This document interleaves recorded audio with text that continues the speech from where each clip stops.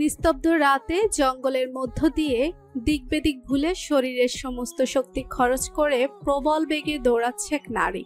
পরনে তার এক সাদা রঙের থ্রিপিস, কোমর সমান খোলা কেশগুচ্ছ বাতাসের প্রকোপে এলোমেলো ভঙ্গিতে উঠছে। নগ্ন পায়ের পাতায় মেখে আছে কর্দমাটি। বারবার ভীত নয়নে সে পিছু ফিরে তাকাচ্ছে, পাছে আবার কেউ তাকে ধাওয়া করে কিনা সেই ভয়। দৌড়ের ফলে তার নিঃশ্বাস নিতে কষ্ট হচ্ছে, তবুও সে থামে না। পাপের সাম্রাজ্য ছেড়ে বেরোতে হলে তার থামলে চলবে না। দৌড়াতে দৌড়াতে সে যতই এগোচ্ছে ততই মনে হচ্ছে তার পায়ের অদৃশ্য শিকল ধীরে ধীরে ভেঙে গুড়িয়ে যাচ্ছে।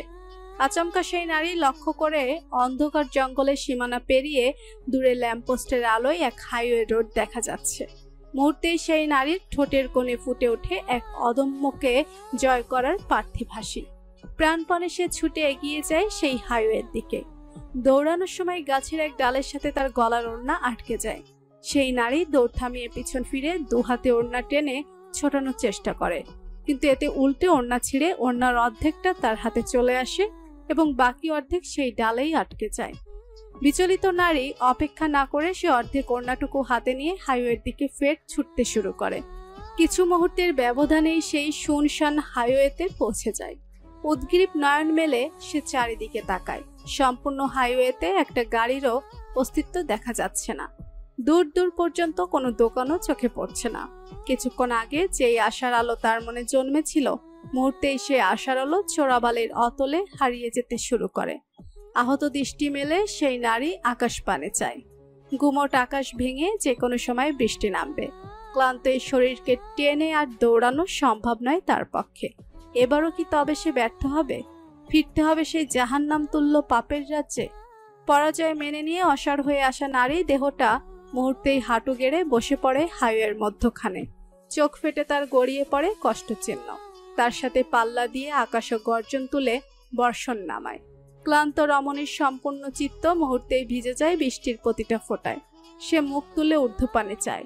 চরম অভিমান ও ক্লেশ সেই চাহনিতে, যেন নীরবে উপরওয়ালার সাথে কোনো বোঝাপড়ায় মুশকুল সে। আচমকা কি হলো কে জানে, এক বিকট শব্দ ভেসে আসলো দূর হতে। সাথে সাথেই রাস্তার দুধারের ল্যাম্পপোস্টের আলো নিভে গেল। সম্পূর্ণ রাস্তা ডুবে গেল অন্ধকারে। ক্লান্ত নারী ভয়াবহ চমকে ওঠে। অসাড় দেহ টেনে অন্ধকারে দাঁড়িয়ে পড়ে সে। সাথে সাথেই কাছে কোথাও আবার বিকট শব্দ তুলে বজ্রপাত হয়। দুহাতে কান চেপে ধরে ভীত নয়ন জোড়া বুঝে নেয় রমণী। ঠিক সেই মুহূর্তেই রাস্তার ডান দিক থেকে ভেসে আসে গাড়ির হর্নের শব্দ। চমকে চোখ মেলে তাকাতেই দেখে অন্ধকার চিরে এক ফালি আলো এসে পড়েছে তার মুখশ্রী জুড়ে। ভালো করে লক্ষ্য করতেই বুঝতে পারে এই আলোর উৎস হচ্ছে দ্রুত বেগে অগ্রবর্তী গাড়ির হেডলাইট হতে। অন্ধকার রাস্তায় হেডলাইটের আলোয় আচমকা মাঝ রাস্তায় এক নারী অবয়ব দেখতে পেয়ে গাড়ির মালিক তড়িঘড়ি করে ব্রেক কষে, কিন্তু ততক্ষণে খুব দেরি হয়ে যায়। গাড়ির অগ্রভাগের সঙ্গে ধাক্কা খেয়ে সেই নারী দেহ লুটিয়ে পড়ে রাস্তার একপাশে। এত বড় একটা ঘটনা ঘটে যাওয়ার পরও গাড়ির মালিকের চোখে মুখে কোনো আতঙ্ক নেই। যেন আতঙ্কিত হওয়া এই পুরুষের ধাঁচে নেই, বরং সে বেশ বিরক্ত হয়। এই অনাকাঙ্ক্ষিত দুর্ঘটনার জন্য মনে মনে আহত নারীকেই দোষারোপ করে সে। কি দরকার ছিল হাইওয়ের মতো রাস্তার মধ্যিখানে এসে খাম্বার মতো দাঁড়িয়ে থাকার? খুব স্বাভাবিক ভঙ্গিতেই বৃষ্টি মাথায় নিয়ে গাড়ি থেকে নেমে আসে এক দীর্ঘ সুঠামদেহী পুরুষ। বৃষ্টির ফোঁটা গায়ে পড়তেই তার কালো শার্টটা শরীরের সাথে লেপ্টে যায়। স্পষ্ট হয় তার পুরুষালী দেহের গঠন। কালো শার্টের সাথে মিলিয়ে কালো বেল্ট এবং প্যান্টও গায়ে শোভা পাচ্ছে। গাড়ির হেডলাইটের আলোয় সে দেখতে থাকে রাস্তার একপাশে পড়ে থাকা আহত নারী দেহটাকে। কালগুনে কবি ঠিকই বলেছিলেন নারী মানেই বিপদ। কোন কবি বলেছিলেন সেটা মুখ্য বিষয় নয়। মুখ্য বিষয় হলো এই মুহূর্তে কি সে নিজের অতি গুরুত্বপূর্ণ কাজটার জন্য নির্দিষ্ট ঠিকানায় আগে পৌঁছাবে, নাকি এই নারী নামক উটকো ঝামেলাকে বয়ে হসপিটালে নিয়ে যাবে? প্রশ্নগুলো মনে উকি দিতেই একটা দীর্ঘশ্বাস ছাড়ে সে। এগিয়ে যায় সেই আহত নারীর দিকে। এক হাঁটু ভাঁজ করে সেই নারীর পাশে বসে সে। রাস্তায় উবুড় হয়ে পড়ে থাকা নারীর মুখশ্রী জুড়ে লেপ্টে আছে ভেজা চুল। সেই চুলের আড়ালেই রয়ে যায় তার মুখখানা। গাড়ির মালিক সেই মুখ দেখার প্রয়োজন বোধ করলো না। সে সোজা নারীর বাম হাতের কবজি এক হাতের মুঠোয় নিয়ে দু আঙুলের সাহায্যে ধমনী পরীক্ষা করে। বেঁচে আছে। ছোট করে একটা স্বস্তির নিঃশ্বাস ফেলে আগন্তুক পুরুষ। অতঃপর বিচক্ষণ দৃষ্টি মেলে ফের পরখ করে নারীর মাথা থেকে পা পর্যন্ত। সাথে সাথেই তার ভুরু জোড়া কুঁচকে আসে। বেশভূষা দেখে এই নারীকে ভদ্র পরিবারের মেয়ে মনে হলেও এই নারীর বর্তমান অবস্থা মোটেও সন্তোষজনক নয়। নগ্ন পায়ের পাতায় কোনো জুতা নেই, অর্ধেক ছেঁড়া ওড়নাটাও আগন্তুকের দৃষ্টি এড়ায় না। মুহূর্তেই তার মস্তিষ্কে খেলে যায় এক ভয়াবহ ভাবনা। এই আনফরচুনেট অ্যাক্সিডেন্টের পূর্বে কি এই নারী কোনো অপ্রীতিকর পরিস্থিতির সম্মুখীন হয়েছে? আর কিছু ভাবতে পারে না সে। মৃদু উদ্বেগ মিশ্রিত স্বরে ডাকে, এক্সকিউজ মি মিস। আগন্তুকের ছোট্ট 3 শব্দের প্রশ্নের পিঠে কোনো সাড়া দেয় না সেই নারী। বাধ্য হয়ে নিজের ঠান্ডা হাত বাড়িয়ে সেই নারীর মুখের উপর থেকে কিছু চুল সরিয়ে দেয় সে। ধীরে ধীরে স্পষ্ট হয়ে ওঠে সেই নারী মুখশ্রী। কপালের এক পাশ ফেটে রক্ত ছড়ায়, গালের এক পাশটা রক্তে রাঙা হয়ে আছে। সেই রক্ত ধুয়ে নেওয়ার চেষ্টায় মত্ত বৃষ্টির পানি। উন্মোচিত নারী মুখখানার দিকে আগন্তুকের দৃষ্টি স্থির হতেই খুব কাছে কোথাও ফের বজ্রপাত হলো। সেই বজ্রপাতের সাথে আগন্তুকের বুকের ভেতরে শব্দ করে ঝংকার দিয়ে ওঠে। নিজের শৃঙ্খলাবদ্ধ জীবনে মানবীর পরিপূর্ণ নারী রূপে আগমন, তাও একরকম এক পরিস্থিতিতে বেশ অপ্রত্যাশিত ঠেকে তার কাছে। রক্তমাখা শীতল গালটা আলতো হাতে ছুঁয়ে অস্ফুটে সে বলে ওঠে, বানি। মস্ত আকাশ ভেঙে বৃষ্টি নেমেছে ধারাপটে। থেমে থেমে তীক্ষ্ণ স্বরে ডেকে উঠছে গুমোট আকাশটা। বৃষ্টির প্রবল ধারায় ও তীব্র বাতাসের বেগে শহরের আনাচে কানাচে ইলেকট্রিসিটির বড্ড সংকট দেখা দিয়েছে। কিন্তু হসপিটালগুলোতে সেই সংকট দেখা দিল না মোটেও। কৃত্রিম ইলেকট্রিসিটি ব্যবহার করে ঠিকই দেওয়া হচ্ছে সেখানে চিকিৎসা সেবা। তীব্র মাথা ব্যথা নিয়ে ধীর গতিতে চোখ মিলে তাকায় বানি। জ্ঞান ফেরার সাথে সাথে তার নাকে গিয়ে ঠেকে নাম না জানা বহু মেডিসিনের গন্ধ। সাথে সাথে তার শূন্য পেটটা গুলিয়ে আসে। চোখ বুজে নেয় ফের। মনে পড়ে যায় সে শুনশান হাইওয়েতে ঘটে যাওয়া অ্যাক্সিডেন্টের কথা। আতঙ্কিত চোখ জোড়া মেলে তাকায় সে এবার। উদ্বিগ্ন দৃষ্টি মেলে চারিদিকটা পরখ করে বুঝতে পারে সে এখন কোনো এক হসপিটালের প্রাইভেট কেবিনে শয্যারত অবস্থায় আছে। কেবিনের এক কোণে ঝুলন্ত দেয়াল ঘড়ি থেকে সময়টাও দেখে নেয় সে। রাত 1:24। বানি কোনোভাবেই মনে করতে পারছে না যে সেই এই হসপিটালে কিভাবে পৌঁছালো। সেই গাড়ির মালিক কি তাকে আহত অবস্থায় হসপিটালে নিয়ে এসেছে, নাকি সে ধরা পড়ে গিয়েছে? দ্বিতীয় প্রশ্নটা মনে উকি দিতেই বানির সমস্ত অঙ্গ শিউরে ওঠে। পর মুহূর্তেই মনে মনে নিজেকে এই বলে আশ্বস্ত করে যে সে যদি ধরায় পড়তো তাহলে তারা তাকে হসপিটালে নিয়ে এসে সেবা শুশ্রূষা করতো না কখনো। আশ্বাস দিয়ে মনকে শান্ত করে বানি আহত দেহ টেনে উঠে বসে। বেডের পাশে ছোট ক্যাবিনেটের উপর থাকা প্লাস্টিকের পানির বোতলটা দেখে গলায় প্রচুর তৃষ্ণা অনুভব করে সে। সতর্ক দৃষ্টি মেলে আশেপাশে একবার তাকিয়ে বোতল হতে সে কিছুটা পানি পান করে নেয়। মনের সুপ্ত ভয়টা মস্তিষ্কের প্রতিটা নিউরনে বিষাদের ন্যায় আঘাত করছে। এখান থেকে পালাতে হবে তার অতি দ্রুত, পৌঁছাতে হবে অপেক্ষারত কারো কাছে।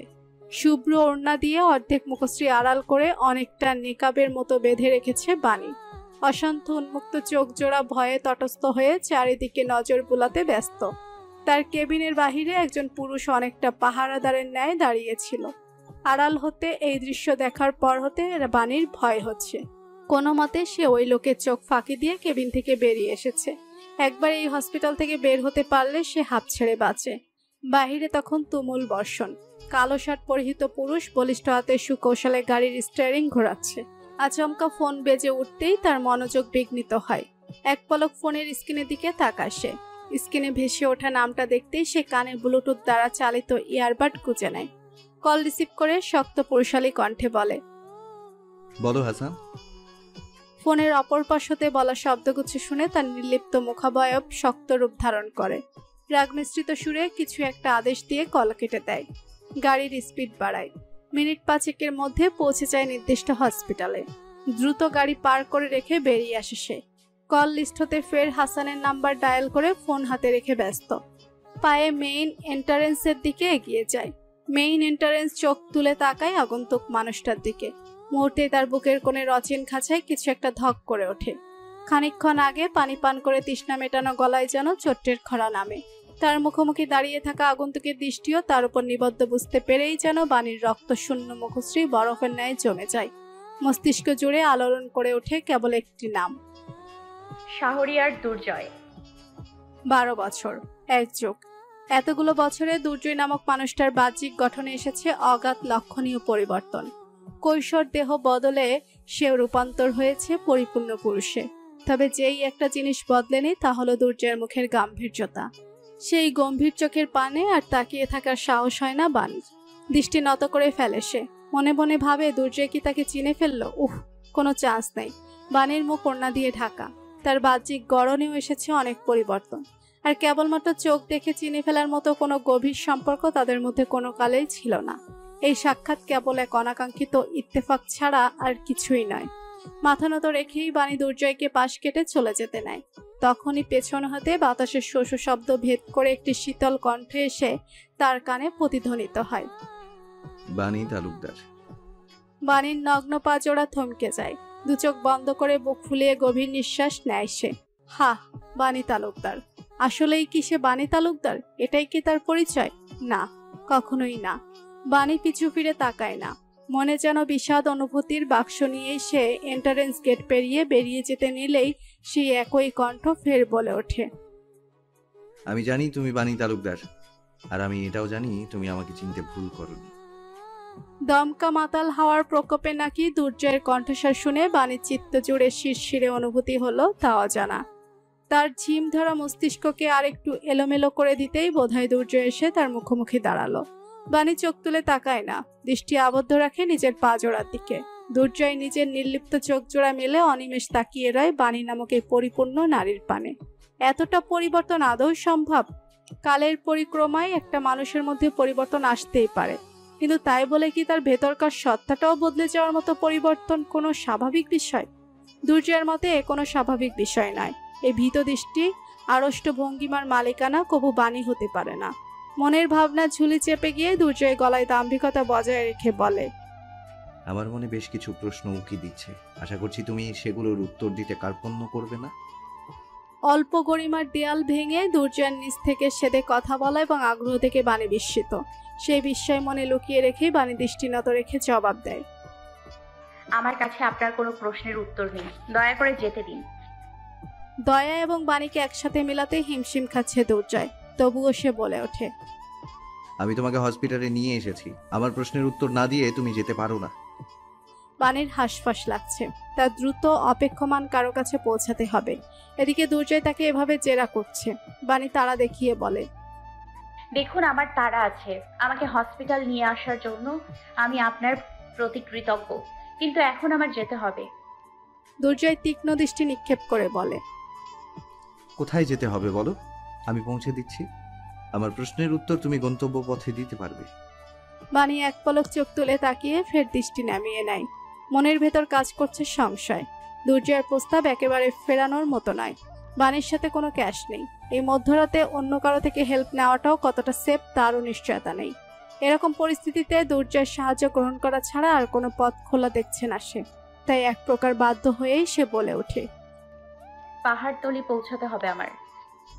জঙ্গলের মধ্য দিয়ে টর্চ লাইট এবং রিভলভার হাতে নিয়ে দৌড়াচ্ছে রেইনকোট পরিহিত একদল পুরুষ।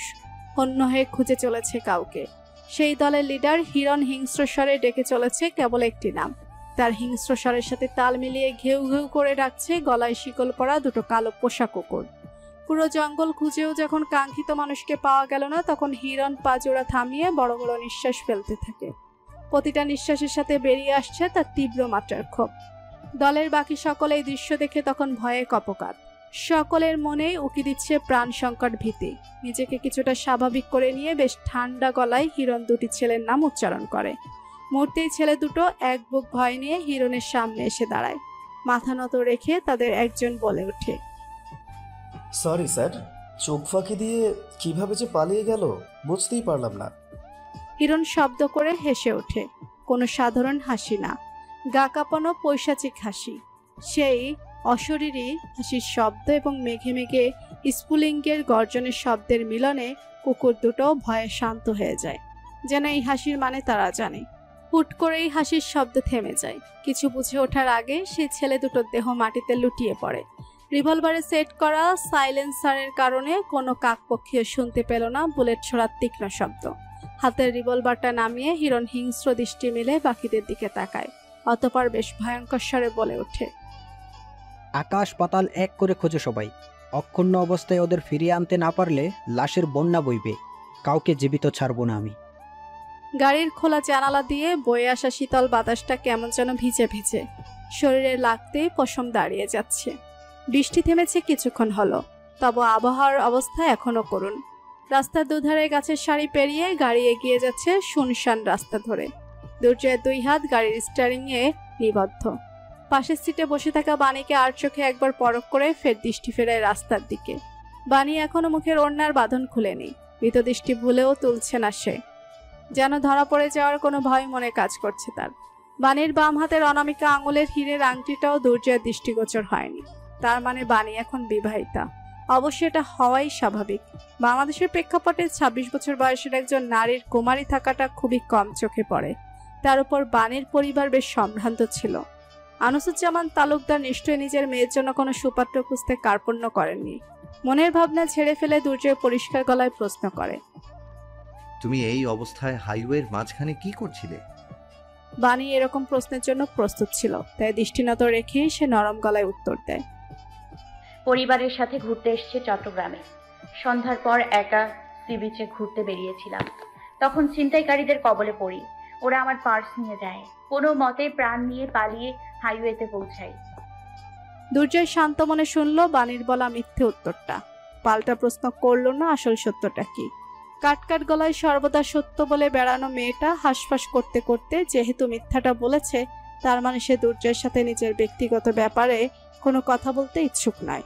দুর্জয় তাই আর এই ব্যাপারে আগ্রহ দেখায় না।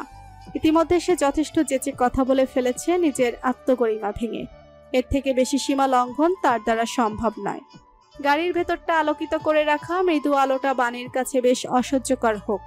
মনে হচ্ছে এই বুঝি এই আলোর সাহায্যে দুর্জয় তার লুকানো কোনো কথা জেনে যাবে। মনের অসহ্যকর অনুভূতিটা মুখ ফুটে আর বলে না বাণী। তবে কিছুক্ষণের মধ্যেই দুর্জয় নিজেই সে আলো নিভিয়ে দিয়ে শান্ত স্বরে বলে, আলোটা আমার চোখে লাগছে তাই নিভিয়ে দিলাম, আপত্তি থাকলে বলো। বাণী কোনো টুশব্দ করে না। সে কিছুটা হাঁপ ছেড়ে বাঁচে। ভীত চোখ জোড়া তুলে সে পাশের ড্রাইভিং সিটে বসে থাকা পুরুষকে এক পলক দেখেই দৃষ্টি ফিরিয়ে নেয়।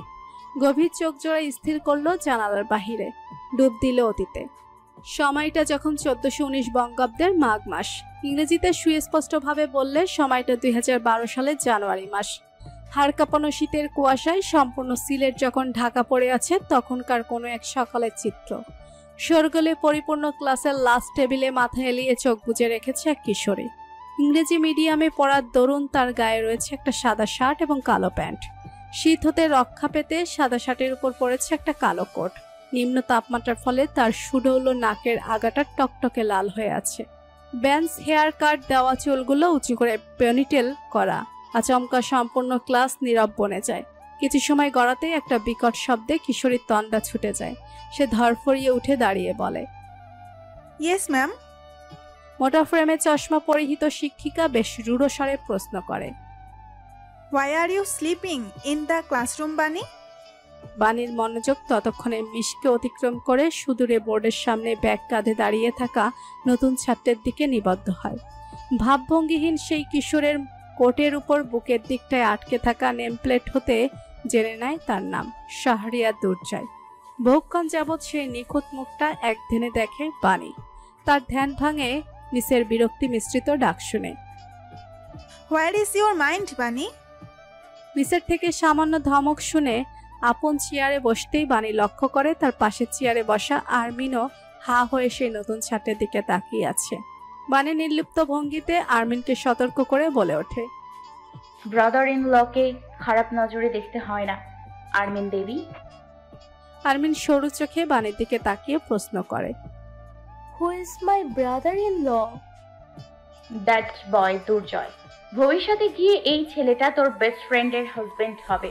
I am manifesting a future with হিম।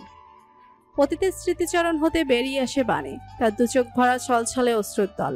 সামান্য প্রশ্রয় পেলেই যেন তারা চোখের কঠোর ঠেলে বেরিয়ে আসবে।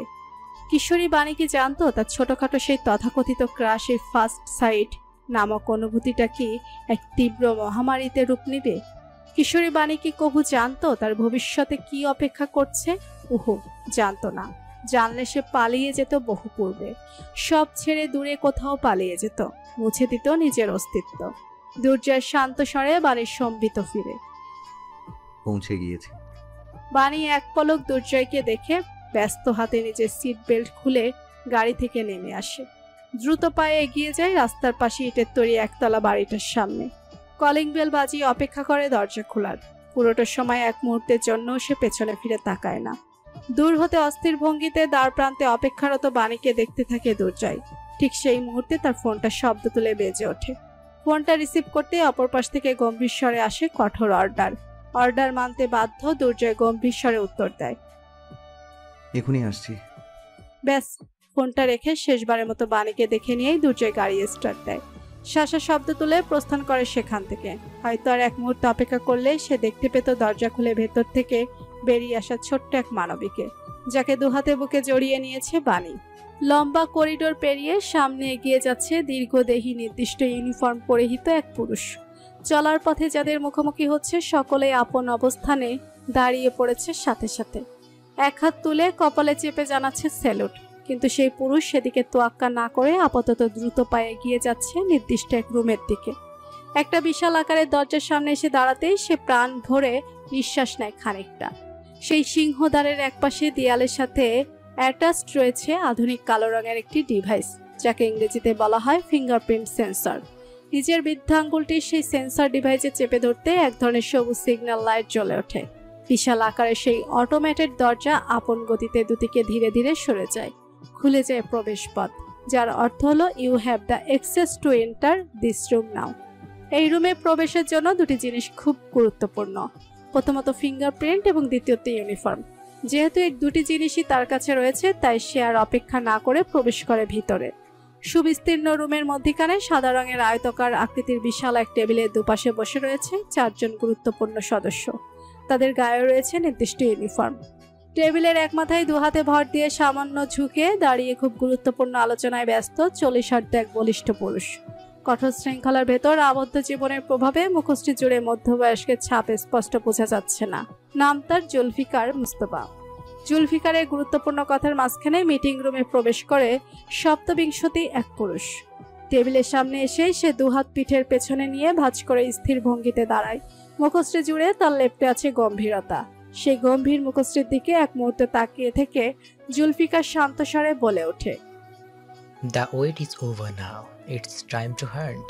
তুমি কি প্রস্তুত? শক্ত চিত্তের পুরুষ স্পষ্ট গলায় জবাব দেয়, সদা প্রস্তুত। জুলফিকার তার সামনে থাকা ল্যাপটপে কিছু একটা করে সোজা হয়ে দাঁড়ায়। সাথে সাথেই তার পেছনে থাকা বিশাল প্রজেক্টের স্ক্রিনে ভেসে ওঠে 7 জন যুবকের ছবি। প্রত্যেকের ছবির নিচে ইংরেজিতে গোটা অক্ষরে লেখা রয়েছে তাদের সম্পর্কিত প্রয়োজনীয় তথ্য।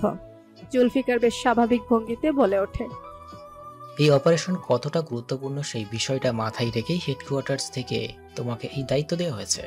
সাথে থাকবে ব্র্যান্টনের সব থেকে দক্ষ 7 জন লেফটেন্যান্ট। আশা করছি you will not let us down. Major Shahriar Durjoy. Durjoy মুখভঙ্গি স্থির রেখে জবাব দেয়, I am honored to serve my country, sir. Zulfikar সহ উপস্থিত বাকি 4 জনের মুখে ফুটে ওঠে মৃদু হাসি। নামের আগে লেফটেন্যান্ট কর্নেল পদবীর অধিকারী জুলফিকার মুস্তফা বলে ওঠে, লেফটেন্যান্টদের কাছে ইতিমধ্যে অর্ডার পৌঁছে গিয়েছে। They will be coming soon. আধা ঘন্টার মধ্যে you can meet all of them in the ground.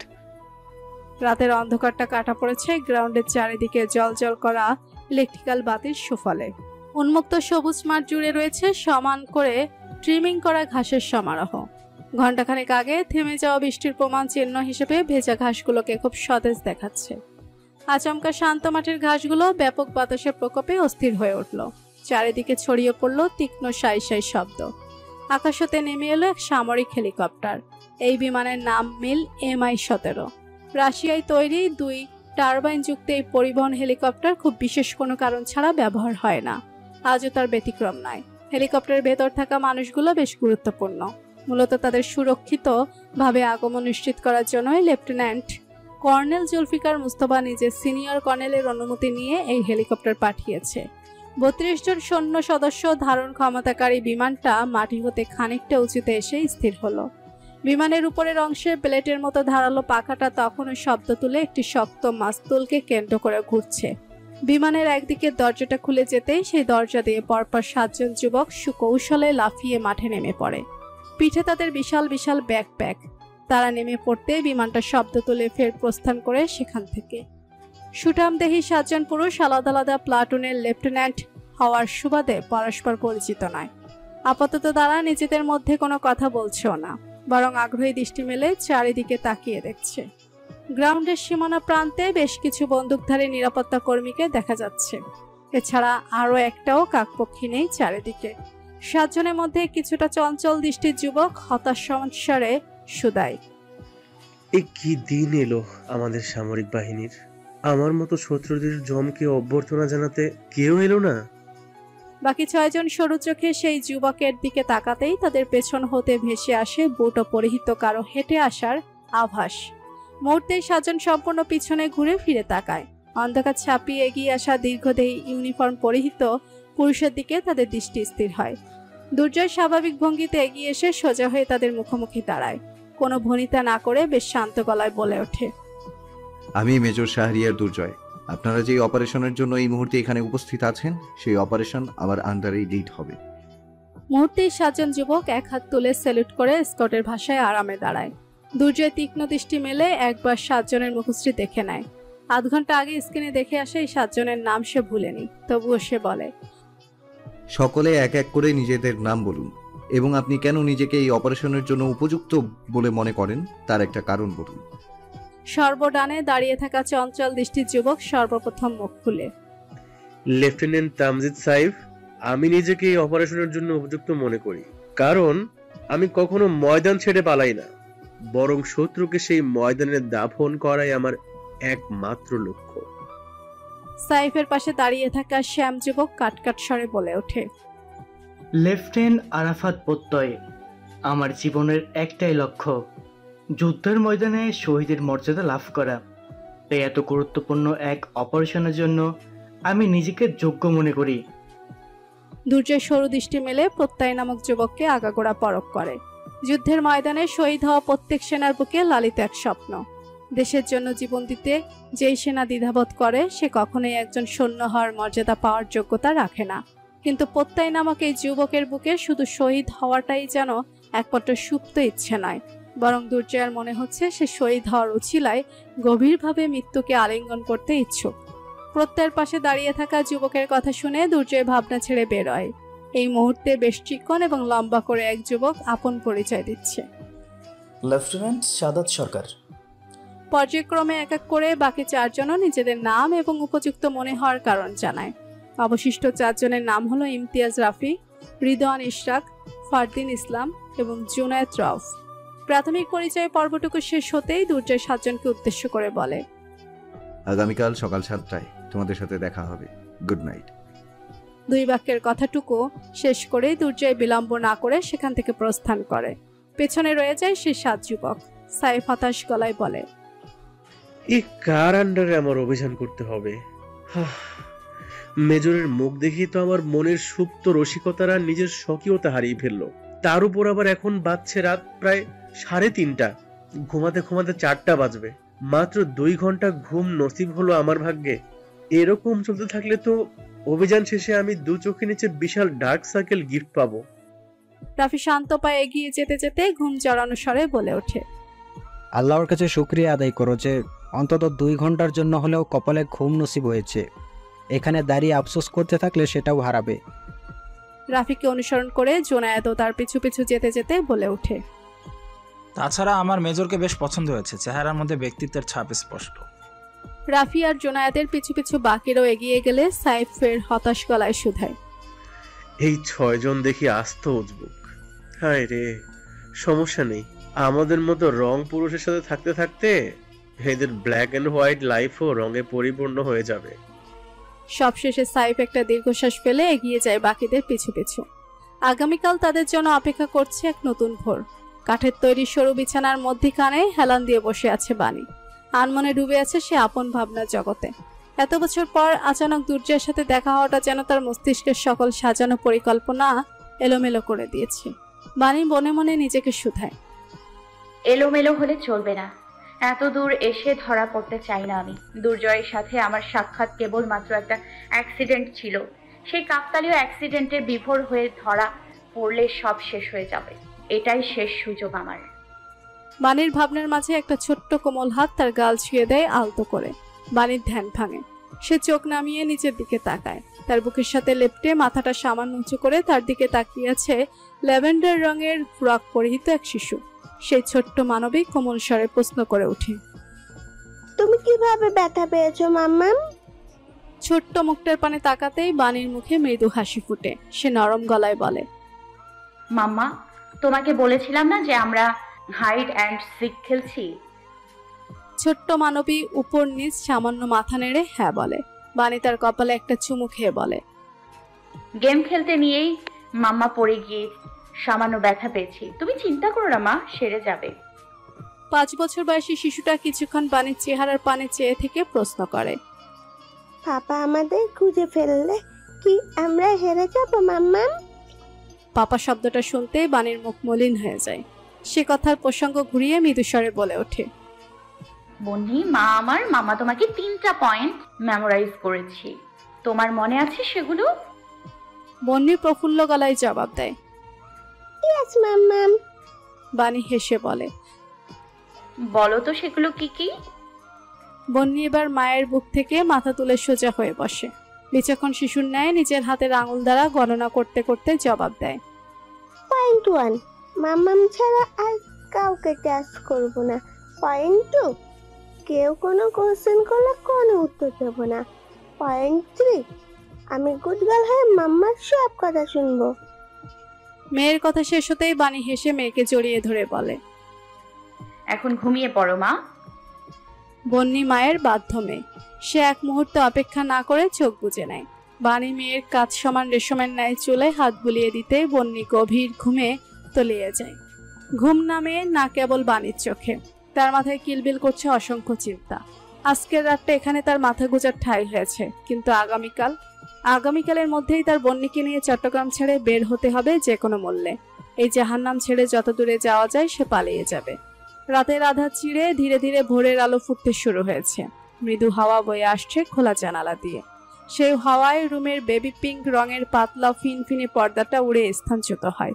সাদা আর গোলাপি মিশেলের রং করা রুমটার প্রতিটা কোণা বিভিন্ন সফট টয়েস দিয়ে পরিপূর্ণ। যে কেউ রুমে প্রবেশ করে প্রথম দর্শনে নিশ্চিত হতে পারবে যে এটা একটা বাচ্চার রুম। সেই রুমের মধ্যিখানে বিছানার এক কোণে 2 হাতের উপর থুতনি ঠেকিয়ে বসে রয়েছে এক পুরুষ।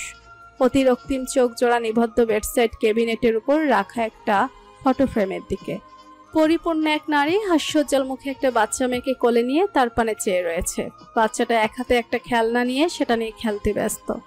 আনমনে নিজেদের ভুবনে ডুবে থাকা 2 মানবীর এই ছবিটা তোলা হয়েছিল তাদের খুব অযত্নে।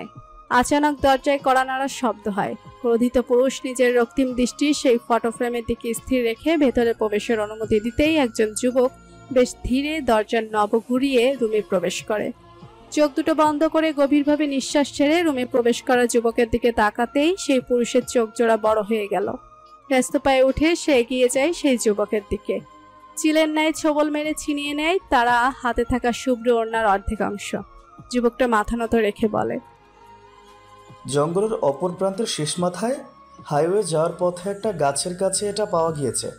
আর ক্রোধিত পুরুষ অধৈর্য গলায় প্রশ্ন করে, আর যুবকটা কিছু বলতে ভয় পাচ্ছে।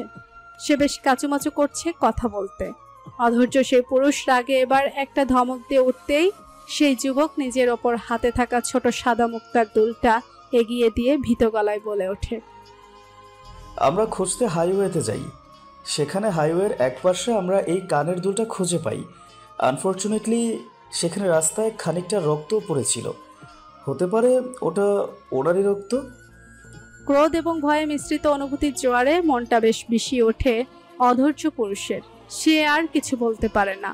নীরবে ধীর পায়ে এগিয়ে গিয়ে দাঁড়ায় সে জানালার কাছে। অতঃপর বেশ শান্ত গলায় বলে ওঠে, আমার জান নিয়ে পালানোর অপরাধে মন চাইছে এই মুহূর্তে তোমাকে জানে মেরে ফেলি বানি। কৃত্রিম আলোয় রাতের আধার কিছুটা ঘুচেছে বইকে। নীরব ফ্রন্ট ইয়ার্ডের শান্ত পরিবেশের মৌনতা ভঙ্গ হয় আচমকা এক রমণীর চিৎকারে। ইট সিমেন্টের তৈরি ওয়াকওয়েবের পথ ধরে টেনে হিস্ট্রে তাকে সামনের দিকে নিয়ে যাচ্ছে এক পুরুষ। ক্ষিপ্ত তার দৃষ্টি। রমণী সেই দৃষ্টির তোয়াক্কা করল না। সে প্রাণপণ চেষ্টা করে যাচ্ছে নিজেকে ছোটানোর, কিন্তু দানবীয় হাতের বাঁধন ছেড়ে সে ছুটে পালাতে পারছে না। অশ্রুসিক্ত দৃষ্টিতে স্পষ্ট মুক্তির আকুতি। ফ্রন্ট ইয়ার্ডের চারিদিকে দাঁড়িয়ে রয়েছে অসংখ্য নিরাপত্তা কর্মী। সকলে জড়বস্তুর ন্যায় নীরব ভঙ্গিতে দাঁড়িয়ে দেখছে সেই দৃশ্য। কারো অন্তর পর্যন্ত পৌঁছাচ্ছে না সেই আকুতি। রমণী আর একটু জোর দিয়ে নিজেকে ছাড়ানোর চেষ্টা করতেই তার পরিহিত ঘিয়া রঙের টপসটা কোমর থেকে কিছুটা উপরের দিকে সরে যায়। উন্মুক্ত হয় তার উদর। তাকে টেনে নিয়ে যাওয়া সে ক্ষিপ্ত পুরুষ সেই দৃশ্য দেখতেই তার রাগের পরিধি আরো কয়েক গুণ বেড়ে যায়। সে সাথে সাথে অগ্নিদৃষ্টি মেলে চারিদিকের গার্ডসদের দিকে একবার তাকায়। সবাই ইতিমধ্যে তার ভয়ে নিজের দৃষ্টি নত করে ফেলেছে। ক্ষিপ্ত পুরুষ এবার নিজের পায়ের বেগ বাড়ায়। আর্তনাদ্রত রমণীকে টেনে মুহূর্তে উপস্থিত হয় ব্যাকইয়ার্ডে। সবুজ ঘাসে আবৃত ব্যাকইয়ার্ডের একপাশে থাকা বিশাল হিজল গাছটার থোকায় থোকায় ঝুলে রয়েছে লাল রঙের হিজল ফুল। সেই হিজল গাছটার সাথে শক্ত দড়ি দিয়ে বেঁধে রাখা হয়েছে কয়েক যুবককে। সাদা শার্টটা তার সম্পূর্ণ রক্তে মাখামাখি হয়ে আছে। ক্লান্ত মাথাটা একপাশে হেলে নত করে রেখেছে। দূর হতে সেই যুবককে দেখতে পেয়ে রমণীর আর্তনাদ থেমে যায়। চোখে ফুটে ওঠে চরম অসাধ্য। ঘাড় কাত করে আকুতি দৃষ্টি মেলে তাকায় ক্ষিপ্ত পুরুষের পানে। কিন্তু সেই পুরুষের মনে সেই দৃষ্টি মায়ের সঞ্চার ঘটাতে পারে না। সে সেই রমণীর চোখে চোখ রেখে কাটকাট গলায় বলে ওঠে, ঘৃণা সহ্য করার ক্ষমতা আছে আমার, কিন্তু প্রতারণা সহ্য করতে পারবো না আমি। প্রতারণা করেছ তুমি, দুজনেই শাস্তি পাবে, প্রথমে ও। কতটুকু বলেই সেই পুরুষ গাছের সাথে বাঁধা যুবকের পানে চায়। অসহায় রমণীও ঘাড় ঘুরিয়ে সেই যুবকের দিকে তাকায়। আহত যুবক কারো উপস্থিতি টের পেয়ে মাথা সোজা করে সামনের দিকে তাকায়। তার দৃষ্টি মিলে অশ্রুসিক্ত চোখে তাকিয়ে থাকা সেই রমণীর সাথে। রমণীর চোখের অশ্রু দেখে সেই যুবকের বুকে পাহাড় ধসে পড়া সমান পীড়া অনুভব হয়। মনে মনে নিজেকে প্রশ্ন করে, মেয়েটা কার জন্য কাঁদছে? তার মতো অধমের জন্য কাঁদছে? এও কি সম্ভব? যুবকের বুক চিরে বেরিয়ে আসা দীর্ঘশ্বাস জানান দেয় যে এই মেয়েটাকে মুক্ত করতে না পারার আফসোস তার কখনো মিটবে না। টলমল চোখে তাকিয়ে থাকা মেয়েটা ক্রন্দনরত গলায় সেই যুবকের উদ্দেশ্যে প্রশ্ন ছুড়ে, তোমার কি খুব কষ্ট হচ্ছে? ক্ষতবিক্ষত শরীরটা আঘাতে জর্জরিত। পুরোটা শরীরে রন্ধ্রে রন্ধ্রে সেই আঘাতের বিষ ব্যথা অনুভূত হচ্ছে। কিন্তু এই ব্যথার স্থায়িত্ব যে বেশিক্ষণের না তা ভালো করেই জানে আহত যুবক। আর কিছুক্ষণের মধ্যেই তার মুক্তি মিলবে তা সে ভালো করেই জানে। অন্তত সে যেই দুঃসাহসিক কাজ করেছে তারপর তাকে বাঁচিয়ে রাখার কোনো সম্ভাবনা নেই। লোকমুখে বলা হয়ে থাকে যে মানুষের মৃত্যুর সময় ঘনিয়ে আসলে ঠিক 40 দিন আগ থেকে তার চারিদিকে আজরাইল ঘুরঘুর করতে থাকে। কথাটা অবশ্য সত্য না মিথ্যা তা জানা নেই সেই যুবকের। তবে রমণীর পাশে দাঁড়িয়ে থাকা সেই ক্ষিপ্ত পুরুষ গত 40 দিন ধরে চারিদিকে আজরাইলের মতোই ঘুরঘুর করেছে। আজ যেহেতু সেই 40 দিন পূরণ হয়েছে, তার মানে নিশ্চয়ই আজ তার শেষ দিন। মৃত্যু সন্নিকটে জেনেও মুখে আলতো হাসি নিয়ে সেই যুবক রমণীর দিকে তাকিয়ে বলে ওঠে, একটুও না, তুমি নিজের কান্না থামাও। যখনই মনে হবে এই পৃথিবীতে কেউ নেই তোমাকে ভালোবাসার, তখনই আমাকে মনে করবে। জেনে রেখো, আমি তোমাকে খুব ভালোবাসি। কতটুকু শেষ হতে না হতেই একটা বিকট শব্দ শোনা গেল। সামনে আহত দেহটা ঝাঁকি তুলতে তুলতে নিথর হয়ে শান্ত বনে গেল। কিন্তু শান্ত থাকতে পারল না রমণী। সে গগন বিদারী আর্তনাদ করে উঠল। একবার দুবার না, বেশ কয়েকবার চিৎকার করে সে সামনে এগিয়ে যেতে চাইল, কিন্তু সেই দানবীয় হাতজোড়া থেকে মুক্তি পেল না সে। রমণী কান্না করতে করতে ছুটে সেই লাশ নামক রক্তাক্ত দেহের দিকে এগিয়ে যাওয়ার আপ্রাণ চেষ্টা করতে লাগলো। তার প্রমাণ হিসাবে সেই যুবকের খুনির হাতে অসংখ্য খামচির দাগ স্পষ্ট দেখা গেল। তবুও সে ক্ষিপ্ত পুরুষ নিজের জায়গায় অটল রইল। রমণী চিৎকার করে কাঁদতে থাকলো। যতক্ষণ না তার সম্পূর্ণ দেহ অসাড় হয়ে আসে ততক্ষণ। আধার কুহেলির বুকে হেলে পড়ল সে নিস্তেজ দেহ। শীতল প্রকৃতির মধ্যেও তিরতির করে ঘামতে থাকা দেহটা প্রচন্ড রকমের ভীতি নিয়ে ঘুম থেকে জেগে উঠল। বাণী অনুভব করলো তার দু চোখ ভেজা। অতীতের এই বিষাক্ত খণ্ডাংশ আজও তাকে স্বপ্নরূপে তাড়া করে যাচ্ছে। ভীত বাণী নিজের দু চোখ মুছে নিয়ে পাশ ফিরে তাকায়। বিছানার এক কোণে উবুর হয়ে শুয়ে থাকা বন্নিকে দেখতেই তার বুক চিরে দীর্ঘশ্বাস বেরিয়ে আসে। হঠাৎই তার টনক নড়ে ওঠে। ব্যস্ত চোখে সে রুমের এক কোণে থাকা দেয়াল ঘড়ির দিকে তাকাতেই দেখতে পেল ঘড়িতে সময় সকাল 10টা পেরিয়ে প্রায় 11টা ছুঁই ছুঁই। মুহূর্তেই বাণী অস্থির ভঙ্গিতে বিছানা ছেড়ে নামলো। দ্রুত পায়ে সে বন্নিকে কোলে তুলে ডাকতে ডাকতে ওয়াশরুমে নিয়ে ফ্রেশ করিয়ে আনে। বন্নির ঘুম ততক্ষণে ভেঙে গিয়েছে। বাণী বন্নিকে বিছানার এক কোণে বসিয়ে তার হাতে একটা ছোট পাউরুটি এবং ওয়াটার পট ধরিয়ে দিয়ে নরম গলায় বলে, মা, তুমি 10 মিনিটের মধ্যে ব্রেকফাস্টটা ফিনিশ করে ফেলো। মাম্মা ততক্ষণে আমাদের ব্যাগ গুছিয়ে নিচ্ছি। চোখের কথাটুকু বলেই বাণী একটা হ্যান্ড ক্যারি ব্যাগ গোছাতে ব্যস্ত হয়ে পড়ল। বন্নি অসহায় চোখে পাউরুটির দিকে কিছুক্ষণ চেয়ে রইল। এরকম নাস্তা করা তার মোটেও অভ্যাস নেই, আর না তার নিজের হাতে কিছু খাওয়ার অভ্যাস আছে। কিন্তু সে মাম্মাকে প্রমিস করেছে যে সে মাম্মার সব কথা শুনে গুড গার্লের মতো চলবে। গুড গার্লরা নিশ্চয়ই কিছু নিয়ে অভিযোগ করে না, বন্নি অভিযোগ করে না। সে নিজের আনাড়ি হাতে সেই এক টুকরো পাউরুটিতে একটা কামড় বসালো।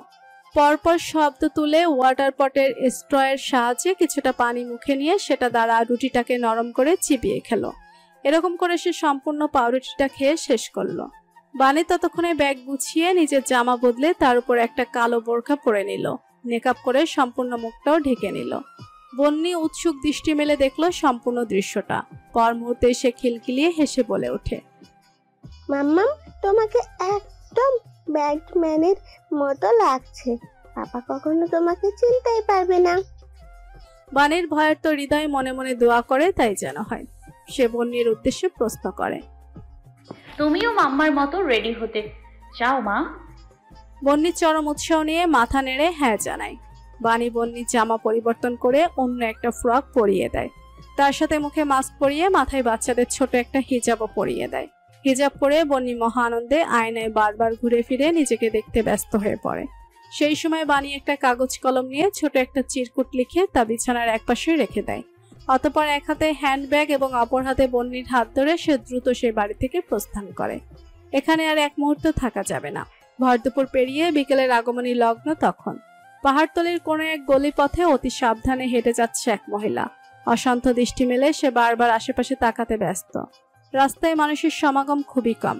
2 গলি পেরিয়ে একটা শুনশান গলির ইটের তৈরি একতলা একটা বাড়ির সামনে আসতেই সে দ্রুত বাড়ির সামনে থাকা একটা গাছের টবের মাটির ভেতর থেকে একটা চাবি বের করে নেয়। অতঃপর সেই চাবির সাহায্যে দরজার তালা খুলে সে ভিতরে প্রবেশ করে।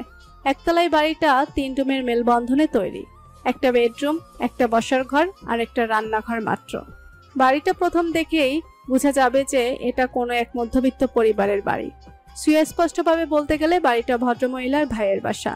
স্ত্রী অসুস্থ থাকায় তার ভাই 1 সপ্তাহের জন্য স্ত্রীর সমেত ঢাকায় গিয়েছে ডাক্তার দেখানোর উদ্দেশ্যে। বাড়ির দেখাশোনার দায়িত্ব দিয়ে গেছে বোনের কাছে। তার বোন দায়িত্ব সম্পর্কে সচেতন। ভদ্রলোকের অনুপস্থিতিতে তার বাড়ির কোনো অযত্ন করেনি, তবে খুব সাংঘাতিক একটা কাজ করেছে সে। ভাইয়ের খালি বাসে এনে এক রাতের জন্য আশ্রয় দিয়েছিল সাহায্যকাম্য এক রমণী এবং শিশুকে।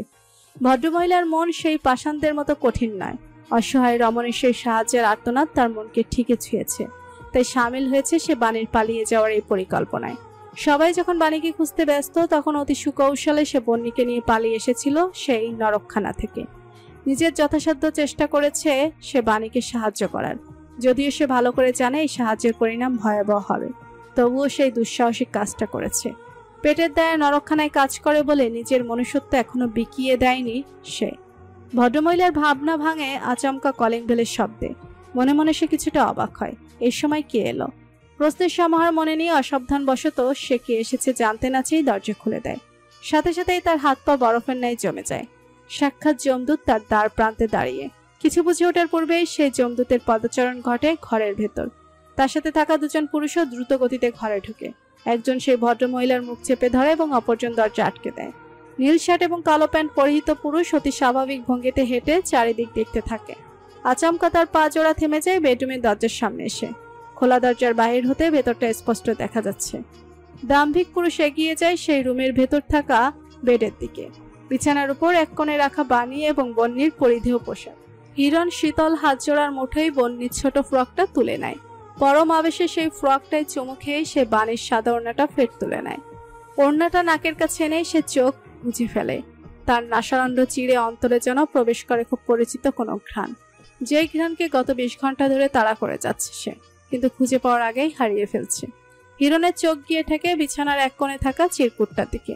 সে হাতে ফ্রক এবং ওড়নাটা রেখে সে চিরকুটটা এবার তুলে নেয়। সাদা কাগজে কালো কালির সাহায্যে কিছুটা খারাপ বাংলা হাতের লেখাটুকু সে পড়ে নেয়।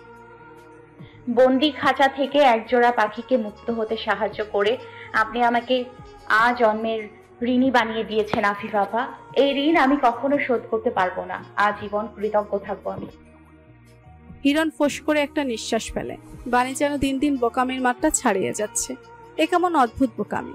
হিরণ অস্ফুটে বলে ওঠে, দুর্বল ডানার পাখি নিচের সীমানা অতিক্রম করে উড়ে বেশি দূর যেতে পারে না। তোমাকে নিজের ঠিকানায় ফিরতে হবে। কথাটুকু বলেই হিরণ রুম থেকে বেরিয়ে বাসার বাহিরে যাওয়ার জন্য অগ্রসর হয়। তখনই পেছন থেকে একজন বলে ওঠে, এই মহিলার কি করব স্যার? হিরণ এক মুহূর্তের জন্য দাঁড়িয়ে শান্ত গলায় বলে। কেউ ক্ষমা পাবে না। পড়ন্ত বিকেল তখন। জানালার কার্নিশে মাথা ঠেকিয়ে ব্যস্ত স্টেশনের পানে চেয়ে রয়েছে বাণী। উপরে তাকে দেখে শান্ত মনে হলেও ভিতরে ভিতরে সে প্রচুর ভীত। পাহাড়তলি হতে সে চট্টগ্রাম রেলওয়ে স্টেশনে এসে পৌঁছেছে সে প্রায় ঘন্টা 3 আগে। টিকিট কেটে প্রায় 3 ঘন্টা তার বসে থাকতে হয়েছে। এই 3 ঘন্টার ভেতর সে নিজের হাতের হিরের আংটি এবং গলার সোনা চেন বিক্রি করে বেশ ভালো পরিমাণের টাকার ব্যবস্থা করতে সক্ষম হয়েছে। নতুন শহরে গিয়ে নতুন জীবন শুরু করতে হলে এই টাকাটুকুর খুব প্রয়োজন পড়বে তার। চট্টগ্রাম আন্তনগর ট্রেন ছাড়তে আর বেশিক্ষণ বাকি নেই। বাণী বাইরে থেকে দৃষ্টি সরিয়ে কোলে বসে থাকা মেয়ের দিকে তাকায়। বন্নি জানালা ভেদ করে স্টেশনের এক খেলনার দোকানের দিকে তাকিয়ে আছে। এই দৃশ্যটুকু দেখে বাণীর খুব মন খারাপ হয়। পালিয়ে আসার সময় সাথে করে বন্নির কোনো খেলনা নিয়ে আসা হয়নি। বাচ্চা মেয়েটা অলরেডি বাণীর কারণে যথেষ্ট কম্প্রোমাইজ করছে। মা হিসেবে মেয়ের এইটুকু অব্যক্ত শখ কি বাণী পূরণ করতে পারবে না? বন্নির জায়গায় অন্য কোনো বাচ্চা হলে হয়তো এতক্ষণে কেঁদে সব মাথায় তুলে ফেলতো। ভাবনার জগৎ থেকে বেরিয়ে এসে বাণী বন্নিকে কোলে নিয়ে উঠে দাঁড়ায়। অতি সাবধানে ব্যাগটাও সাথে তুলে নেয়। যে দিনকাল চোখের সামনে থেকেই এখন ব্যাগ চুরি হয়ে যায়। সেখানে একা ট্রেনে ব্যাগ রেখে যাওয়ায় প্রশ্নই ওঠে না। ট্রেন ছেড়ে নেমে 15-20 কদম হেঁটে খেলনার দোকানের সামনে এসে দাঁড়ায় বাণী। কোমল সুরে মেয়েকে প্রশ্ন করে, কোনটা নিতে চাও মা? মায়ের এই সামান্য আশকারা পেয়ে বনে উৎফুল্ল অনুভব করে। সে দাঁত বের করে হেসে বলে ওঠে, আমি পাপার মতো ব্ল্যাক শুটার চাই। বাণী মুখের হাসি মিলিয়ে যায়। শুটার দ্বারা যে তার মেয়ে গান চেয়েছে তা বুঝতে বাকি নেই তার।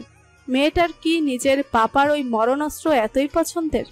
এই ভাবনা মনে উকি দিতেই ভয় হয় বাণীর। তবুও মেয়ের এই সামান্য ইচ্ছাটা অপূর্ণ রাখে না সে। একটা কালো খেলনা রিভলভার কিনে দেয়। খেলনা কিনে ট্রেনের দিকে এগোতে নিলেই বাণীর দৃষ্টি স্থির হয় দূরে ভিড়ের মধ্যে বিচ্ছিন্ন অবস্থায় ঘুরে বেড়ানো একদল শিকারীর দিকে। মুহূর্তেই বাণীর শির দ্বারা বেয়ে শীতল স্রোত বয়ে যায়। তার দৃষ্টি অনুসরণ করেও বন্যীয় ভিড়ের দিকে ভালো করে তাকায়। সাথে সাথে সে হাস্যোজ্জ্বল মুখে পাপা বলে চিৎকার করতে নিলেই বাণী তার মুখ চেপে ধরে দ্রুত উল্টে ফিরে দৌড়াতে শুরু করে। ভুলেও সে পিছনে ফিরে তাকায় না। এলোমেলো পায়ে দৌড়াতে দৌড়াতে সে প্ল্যাটফর্ম ছেড়ে সমতল মাটিতে নেমে আসে। এক বাচ্চা এবং ব্যাগ সাথে নিয়ে রেল লাইন ধরে দৌড়ে পার হতে তার বেশ বেগ পোহাতে হয়। দৌড়ের সময় বাতাসের বেগে তার মুখের মেকআপটাও সরে যায়, তবুও সে থামে না। রেল লাইন ক্রস করে এক নীরব রাস্তার কাছাকাছি আসতে সে দেখে রাস্তার ধারে এক বিশাল কালো রঙের জিপ গাড়ি দাঁড়িয়ে আছে। বাণী আর কিছু ভাবতে পারে না। এখান থেকে দ্রুত প্রস্থান করতে হলে তার কোনো যানবাহনের প্রয়োজন। তাই সে দেরি না করে ধূপ করে সে জিপ কারের পেছনের এক দরজা খুলে বিনা অনুমতিতে মেয়ে সহ সেই গাড়িতে উঠে বসে দরজা টেনে আটকে দেয়।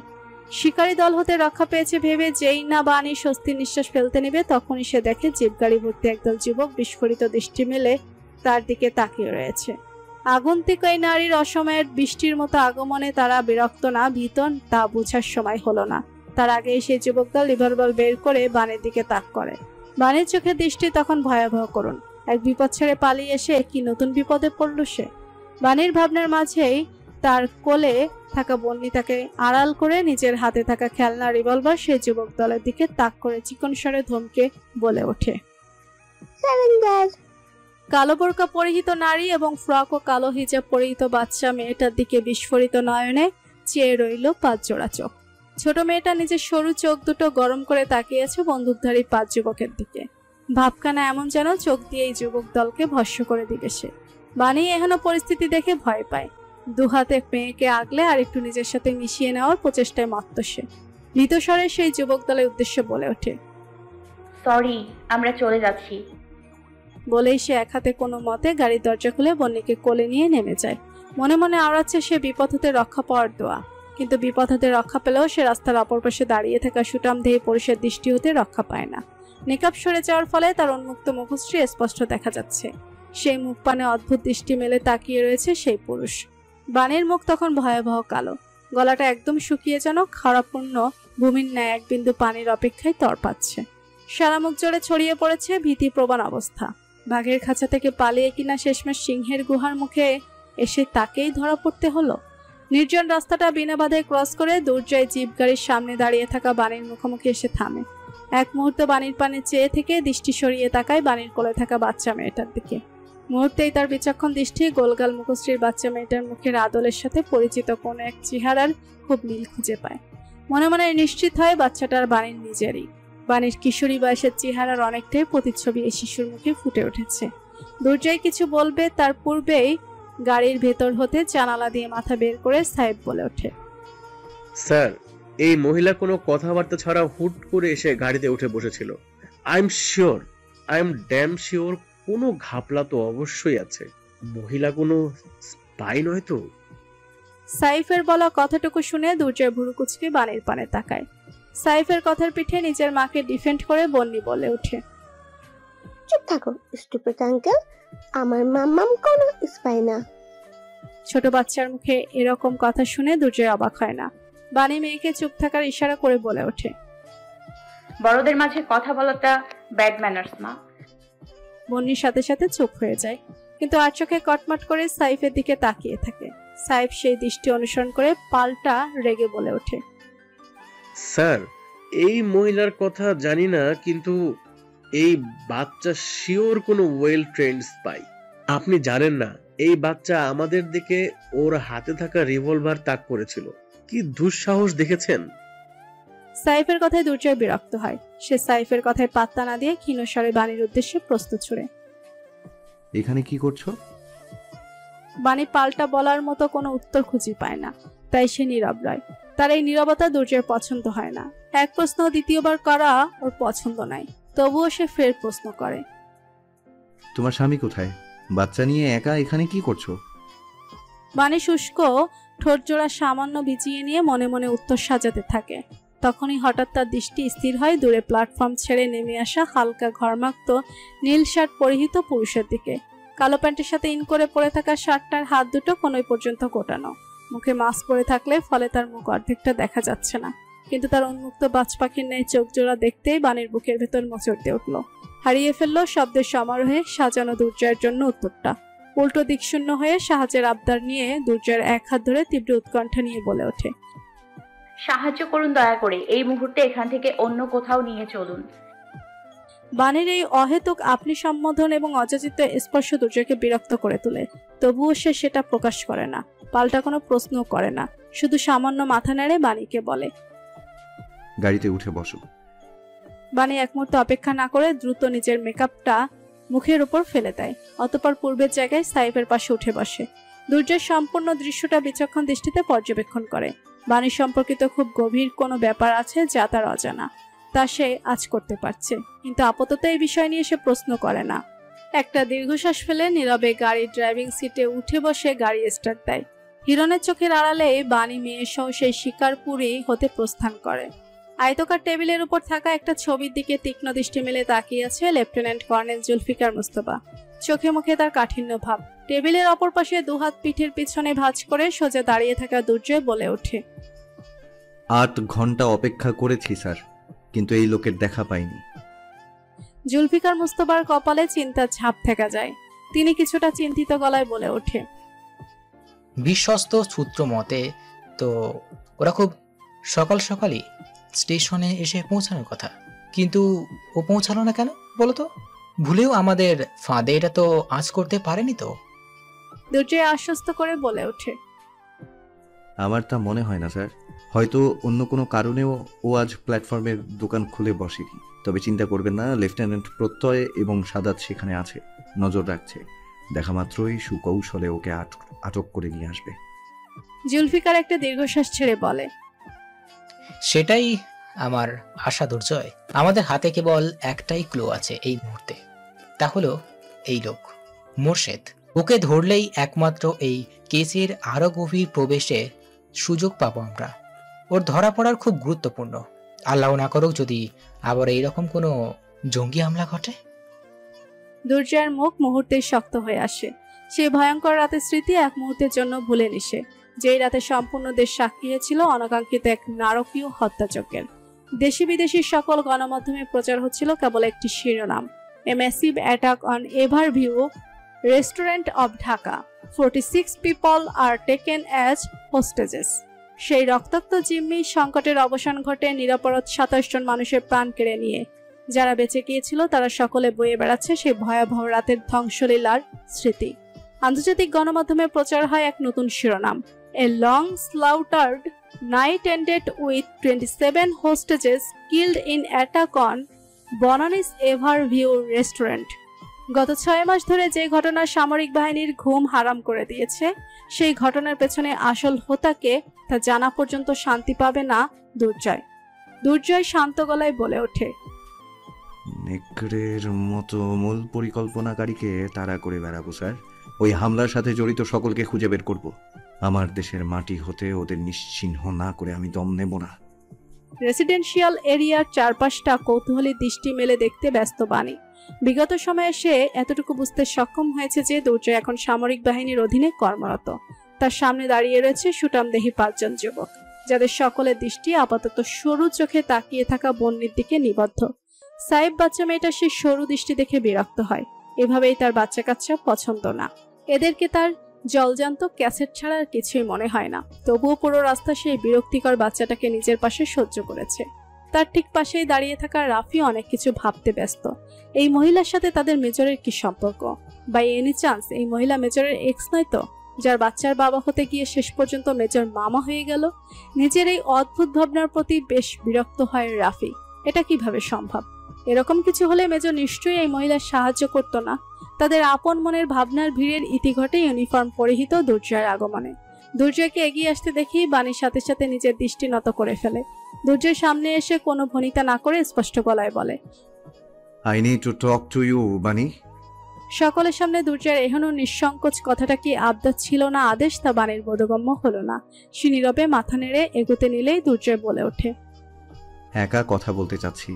কোনো সমস্যা না থাকলে বনহিকে ওদের কাছে রাখতে পারো। I am sure they will have a good time together.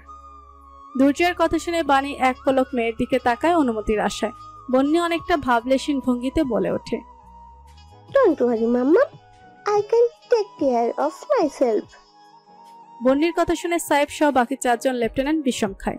Junaid সামান্য হেসে বলে, পাকনি খুব। জুনায়েদের এই সম্বোধন বন্যির পছন্দ হয় না। পাক নিয়ে আবার কেমন ডাক? কই, তার মাম্মা পাপা তো কখনো তাকে এসব অদ্ভুত নামে ডাকে না। দুর্জয় বন্যির মাথায় আলতো হাত বুলিয়ে দিয়ে বাণীর সাথে হেঁটে অন্যদিকে চলে যায়। সাথে সাথে সাইফ হাঁটু গেড়ে বন্যির সামনে বসে বলে, এই যে কিড্ডো, বড়দের দিকে চোখ রাঙানো কিন্তু খুব খারাপ কাজ। আর আমাকে স্টুপিড বলেছো কোন সাহসে? আমাকে দেখে তোমার স্টুপিড মনে হয়? বন্যি ঠোঁট উল্টে কিছুক্ষণ সাইফের দিকে তাকিয়ে থেকে জবাব দেয়, আই ওয়াজ রং। তুমি দেখতে মার্বেল সিনেমার একটা ক্যারেক্টারের মতো। মার্বেল সিনেমার নাম শুনে সাইফের বিরক্তিকর মুখে সামান্য হাসি ফুটে ওঠে। বাচ্চাটাকে সে যতটা বিরক্তিকর ভেবেছিল ততটা বিরক্তিকর নয়। কার্টুন ফ্যান হওয়ার বয়সে মেয়েটা মার্বেল সিনেমার ফ্যান। বাচ্চাটার চয়েস ভালো বলতে হয়। সাইফ প্রচুর আগ্রহ নিয়ে প্রশ্ন করে, কোন ক্যারেক্টারের মতো দেখতে আমি? বন্যির ছোট ছোট দাঁতগুলো বের করে হেসে জবাব দেয়, দ্য অ্যামেজিং স্পাইডারম্যান 2 এর ক্যারেক্টারের হ্যারি ও শ্রবণের মতো। সাথে সাথেই সাইফের মুখটা চুপসে যাওয়া বেলুনের মতো হয়ে যায়। পেছন থেকে ভেসে আসে রাফি, জুনায়েদ, ফারদিন ও রিদানের হাসির শব্দ। সাইফ বিরস মুখে অন্যদিকে ফিরে বলে ওঠে, আমার পাপা কোনো ভিলেন না, শি ইজ আ হিরো। সাইফের বিরস মুখে বলা কথাটা বন্যির কর্ণগোচর হয় না। সে সাথে সাথে জ্বলে ওঠে সাইফের পেশিবহুল হাতে নিজের ছোট ছোট দুহাত দ্বারা খামচি বসায়। সাইফ মৃদু চিৎকার করে নিজের হাত সরিয়ে নিতেই বন্যি তাকে ভেঙচি কেটে বলে ওঠে, শালা, তোর বাপ হ্যারি ওসবর্ন। ফারদিন সাইফকে সচেতন করে ফিসফিসিয়ে বলে ওঠে, মেয়েরা বাবার বিষয়ে খুব সেনসিটিভ হয়, স্টে সেফ। গধূলি লগ্নে সবুজ ঘাসের বুকে একটা বিশাল গাছের নিচে এসে দাঁড়ায় বাণী ও দুর্জয়। এখান থেকে অবশ্য দূরে 5 জন সামরিক সদস্যের সাথে দাঁড়িয়ে থাকা বন্যিকে স্পষ্ট দেখা যাচ্ছে। বাণী সেদিকে তাকিয়ে রয় এক দৃষ্টিতে। দুর্জয় নীরবতা ভেঙে প্রশ্ন করে, তোমার ফ্যামিলি কোথায়? বাণী দৃষ্টি ফেরায় না। সে অন্য পানে চেয়ে থেকে শান্ত গলায় পাল্টা প্রশ্ন করে, ফ্যামিলি দ্বারা কাকে বোঝাতে চাইছেন? বনহির বাবা। বাণী একটা দীর্ঘশ্বাস ছেড়ে বলে ওঠে, চট্টগ্রামে আছে। দুপুরের সেই ইনসিডেন্টটা এক্সপ্লেইন করো। বাণী এবার দৃষ্টি নত করে বলে, আমি আর বন্দি ঢাকায় ফিরছিলাম। বন্দির ট্রেনে ট্রাভেল করার খুব ইচ্ছা ছিল। ওর পাপা কিছু জরুরি কাজ থাকায় আমাদের ট্রেনে তুলে দিয়ে চলে যায়। তখনই সেদিনকার সেই ছিনতাইকারীদের আমি ট্রেনে দেখতে পাই। তাই ভয় পেয়ে মেয়েকে নিয়ে ট্রেন থেকে নেমে পড়ি। স্টেশন প্ল্যাটফর্ম থেকে পালিয়ে এসে এখানে ওই জিপ গাড়ি দেখতে পাই। কিছু না ভেবে উঠে পড়ি। বানের সাজিয়ে বলা অতি সুন্দর মিথ্যাটা দুর্জয় মনোযোগ দিয়ে শুনে। এরকম অবিশ্বাস্যকর একটা বর্ণনা সে বিন্দুমাত্র সত্যতার ছোঁয়া খুঁজে পায় না। তবুও সে পাল্টার কোনো প্রশ্ন করে না। এর থেকে বেশি আগ্রহ দেখানোটা সমীচীন হবে না। আর নিজের সীমা লঙ্ঘন করা দুর্জয়ের স্বভাব বহির্ভূত কাজ। বাণী সামান্য গলা ছেড়ে বলে ওঠে, সেই মুহূর্তে আমাদের ওই বিপদ থেকে উদ্ধার করার জন্য ধন্যবাদ। আমরা নিজেরাই চলে যেতে পারবো এখন। দুর্জয় সরু চোখে কিছুক্ষণ তাকিয়ে থেকে বলে, আমি একজন নিরাপত্তা কর্মীকে বলে দিব, যেখানে যেতে চাও পৌঁছে দিয়ে আসবে। বাণী আর কোনো কথা বলে না এই বিষয়ে। সে উল্টো ফিরে বন্যির দিকে ধীর পায়ে এগিয়ে যেতে শুরু করে। দুর্জয় তার যাওয়ার পানে কিছুক্ষণ তাকিয়ে রয়। তার চোখের সামনে ভেসে ওঠে অতীতের অপ্রয়োজনীয় এক দৃশ্য। অতি মনোযোগী ফার্স্ট বেঞ্চের দুর্জয় ক্লাসে বসে স্যারের লেকচার নোট করতে ব্যস্ত। আচমকা বেখেয়ালি বশত তার দৃষ্টি গিয়ে ঠেকে তার ঠিক পাশের সারিতে ফার্স্ট বেঞ্চে বসে টেবিলে মাথা এলিয়ে রাখা মেয়েটার দিকে। ক্লাসের সব থেকে অমনোযোগী ব্যাক বেঞ্চার স্টুডেন্টটা যে গত 2-1 মাস ধরে সামনের সিটে সবার আগে এসে জায়গা দখল করে বসছে, তার দুর্জয়ের দৃষ্টি এড়ায়নি। তা নিয়ে অবশ্য তার কোনো সমস্যা নেই। তার সমস্যা হলো চরম অমনোযোগী মেয়েটা সারাক্ষণ তার দিকে একধানে তাকিয়ে থাকে। বিষয়টা দুর্জয়ের জন্য বেশ অস্বস্তিকর বটে। তবুও সে যেচে এই ব্যাপারে কখনো কথা বলতে চায় না। তার একটাই কারণ, যেন মেয়েটা কোনো সুযোগ না পায়। দুর্জয়ের অস্বস্তি আরো বাড়িয়ে দিতেই হয়তো মেয়েটা আচমকা টেবিল হতে মাথা তুলে সবার অগোচরে একটা ফ্লাইং কিক ছুড়ে মারে। বাণীর এহেন কাণ্ডে দুর্জয় বিষম খায়। পর মুহূর্তে বাণীর 32 পাটির দাঁত বের করা হাসি দেখে তার বিষম রাগে পরিণত হয়। তার মন চাইছে এই মুহূর্তে গিয়ে মেয়ের নামে ইপটিচিং এর মামলা ঢুকতে, কিন্তু আফসোস, এহেন অভিযোগ শুনলে পুলিশ সমাজ তার উপর হাসবে। অতীতের পৃষ্ঠা উল্টে বর্তমানে ফিরে আসে দুর্জয়। সেই চরম অসভ্য আর বেহায়া মেয়েটাই কিনা এখন সারাক্ষণ নিজের চোখ নত করে চলে। কারো স্ত্রী এবং এক সন্তানের মা হওয়ার ফলে কি বাণীর মধ্যে এহেন পরিবর্তন এসেছে কে জানে। রাত্রি তখন 7টা। বাণী বন্নিকে কোলে নিয়ে একটা ক্যাব বুকিং দোকানের সামনে দাঁড়িয়ে ভাড়া ঠিক করছে। দুর্জয়ের পাঠানো সেই নিরাপত্তা কর্মী তাকে তার কথা মতো একটা বাড়ির সামনে এনে ড্রপ করে দিয়ে যায়। সেখান থেকেই বাণী খুব সতর্কতার সহিত সোজা এখানে এসে পৌঁছায়। সে চাইলেই সে নিরাপত্তা কর্মী কেবলে সোজা এখানে এসে নামতে পারত, কিন্তু সে দুর্জয়কে নিজের ব্যক্তিগত ব্যাপারে মোটেও জড়াতে চাইছে না। তার ব্যক্তিগত ব্যাপারে জড়ানো মানেই দুর্জয়ের বিপদ। সে সামান্য বিপদের রিস্কটুকু নিতেও রাজি না বাণী। ভাড়া ঠিক করেই রানী নির্ধারিত ক্যাবের দিকে এগিয়ে যেতে নিলেই ল্যাম্পপোস্টের আলোয় রাস্তার একটা পুরুষের অভাব দেখতে পায়। বাণীর পাজরা আপনা আপনি থমকে যায়। নিজের নত দৃষ্টিটা ধীরে ধীরে উঁচু করে সে পুরুষের মুখপানে চায়। মুহূর্তেই তার এক হাতের মুষ্টিতে আবদ্ধ ব্যাগটা কিছুটা শব্দ তুলে রাস্তায় পড়ে যায়। নেকাবের আড়ালে ঢাকা তার মুখটা ভয় একটুখানি হয়ে যায়। সম্পূর্ণ চিত্ত অসার অনুভূত হয়। বাণীর অসার শরীরের হাতের বাঁধন আলগা হয়ে আসতে নিলেই বন্নি তার কাঁধে গুজে রাখা মুখ তুলে সামনে ফিরে তাকায়। সাথে সাথে সে প্রফুল্ল গলায় চিৎকার করে ওঠে, বাবা। মেয়ে দুহাত বাড়িয়ে দিতেই হিরণ নিঃশব্দে মেয়েকে নিজের কোলে নিয়ে বুকের সাথে জড়িয়ে নিল।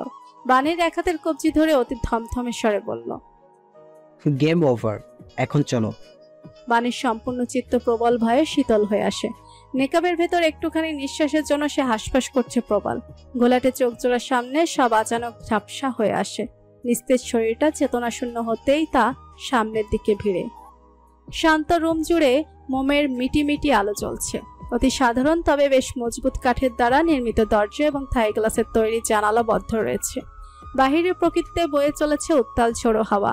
শুভ্র নীল রঙা বিছানা চাদরের উপর চোখ বুজে শুয়ে রয়েছে এক নারী। পরনের কালো বোরকাটার গায়ে নেই আপাতত, কেবল একটা কমলা ও গোলাপি রঙা কামিজ এবং সালোয়ার দ্বারা আবৃত তার শরীর। রাত হয়তো তখন প্রায় 12টা চুই চুই। চেতনাহীন নারীর চেতনা ফিরে খুবই সন্তর্পণে। শীতল আবহাওয়ার শিরশিরে অনুভূতি লোমকূপে ছড়িয়ে পড়তেই বাণী হালকা পিটপিট করে চোখ মেলে তাকায়। মাথার কাছটায় ছোট্ট ক্যাবিনেটের উপর চলমান মোমের আলোটাও তার ক্লান্ত চোখে খুব তীক্ষ্ণ অনুভূত হচ্ছে। মোমের টিমটিমে আলোতে চারিদিকে একবার চোখ বোলাতে সে উপলব্ধি করে যে সেই মুহূর্তে কোথায় আছে। এই সহজ উপলব্ধিটা বাণীর মস্তিষ্কে পৌঁছাতেই সে ভীত নয়নে ফের চারিদিকে তাকায়। সাথে সাথে তার চোখ গিয়ে ঠেকে বিছানা হতে খানিকটা দূরে লেদারের তৈরি এক সিঙ্গেল সিটের সোফার দিকে। বিশাল জানালার দিকে মুখ করা সোফাটাতে দূর হতে এক পুরুষ অবয়ব দেখা যাচ্ছে। সেই পুরুষ অবয়বটা কার হতে পারে তা বুঝতে একদণ্ড সময় লাগে না বাণীর। ভীত সে ভয়ে কুকড়ে হাতের কাছে থাকা বিছানার চাদরটুকু খামছে ধরে। অশান্ত দৃষ্টি আশেপাশে তাক করে বোঝার চেষ্টা করে বর্তমান পরিস্থিতি। বন্নি কোথায়? আর রুমে মমি বা কেন চলছে? এই বিলাসবহুল বাড়ি জুড়ে ইলেকট্রিসিটির অভাব মেটানোর জন্য আইপিএস তো সদা প্রস্তুত। তবে এই মোমের আলো চালানোর পেছনে কারণ কি? ভীত বাণী কোনো দিক দিশা না পেয়ে ওড়নাটা গলায় দিয়ে ধীর কদম ফেলে বিছানা ছেড়ে নেমে দাঁড়ায়। তবে হিরণের মুখোমুখি হওয়ার সাহস তার হচ্ছে না। তাই সে নীরবে রুম ছেড়ে বেরিয়ে যাওয়ার উদ্দেশ্যে দরজার দিকে এগুতে নেয়। সাথে সাথে পেছন হতে একটা পরিচিত শিশার সুর ধ্বনি সম্পূর্ণ রুম জুড়ে ছড়িয়ে পড়ে। সহসা বাণীর পা জোড়া থেমে যায়। অসহায় সে নিজের নেত্রপল্লব বুঝে নেয়। রুমের এক কোণে হতে মৃদু শব্দের পদধ্বনির কাছে এগিয়ে আসতে আসতে একটা সময় ঠিক বাণীর পেছনে এসে থামল। বুকে এক বিন্দু সাহস সঞ্চার করে বাণী চোখ মেলে তাকায়। পেছন পেনে না চেয়েই ক্ষীণ স্বরে উচ্চারণ করে, বন্ধির কাছে যাচ্ছি। কতটুকু বলেই এগিয়ে যেতে নিয়েও আর এগোতে পারে না সে। একটি বলিষ্ঠ হাত সাপের মতো আষ্টে পৃষ্ঠে তার কোমর জাপটে ধরে। বাণী সাথে সাথে ফের চোখ বুজে অস্বস্তিতে মুখ কুঁচকে ফেলল। অতঃপর নিজের প্রতি নীরব করুণার হাসি নিক্ষেপ করে সে। 6টা বছর, ঠিক 6টা বছর পর আবার এই গাঢ় কলুষিত স্পর্শের সম্মুখীন হতে হচ্ছে তাকে। কেনই বা হতে হবে না? বাণী ভুল করেছে, মস্ত বড় ভুল। বাণীর হাজারটা অপমান, ধিক্কার, চর, থাপ্পড় মাফ করলেও এই অপরাধ কখনো মাফ করবে না অগত্য পুরুষ। তা বাণী ভালো করেই জানে।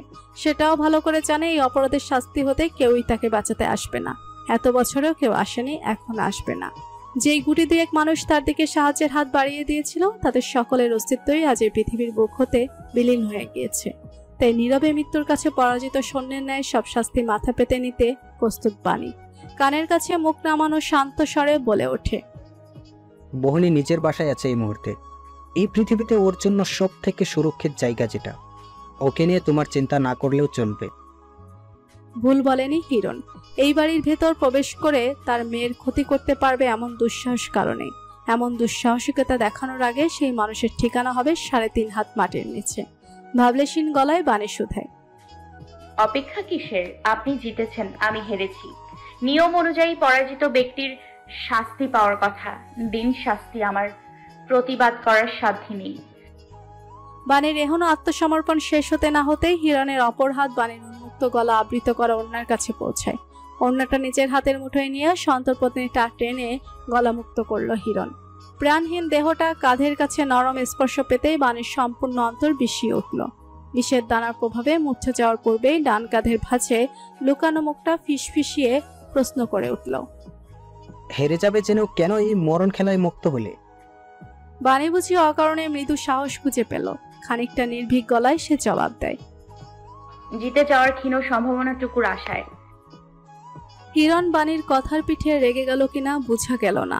সে সাথে সাথে বাণীকে নিজের দিকে ফিরিয়ে তাকে দেয়ালের সাথে চেপে ধরে। চোখে মুখে তার হিংস্র অগ্নিশিখা দাও দাও করছে। চোয়াল শক্ত করে সে শুধায়, কেন জিততে চাও তুমি? মেনে নাও নিজের হার। আমাকে ঘৃণা করে খুশি থাকো। তোমার তিক্ত অনুভূতির অধিপতি হিসাবে আমি আছি। তোমার ভালোবাসার অধিপতি হিসাবে বনি আছে, আমার অংশ। আমি অতটুকুতেই সন্তুষ্ট। কতটুকু বলতে বলতে হিরণের মুখের ভাবমূর্তি পরিবর্তন হলো। পলকহীন চোখ দুটো হতে হিংস্রতা উবে যায়।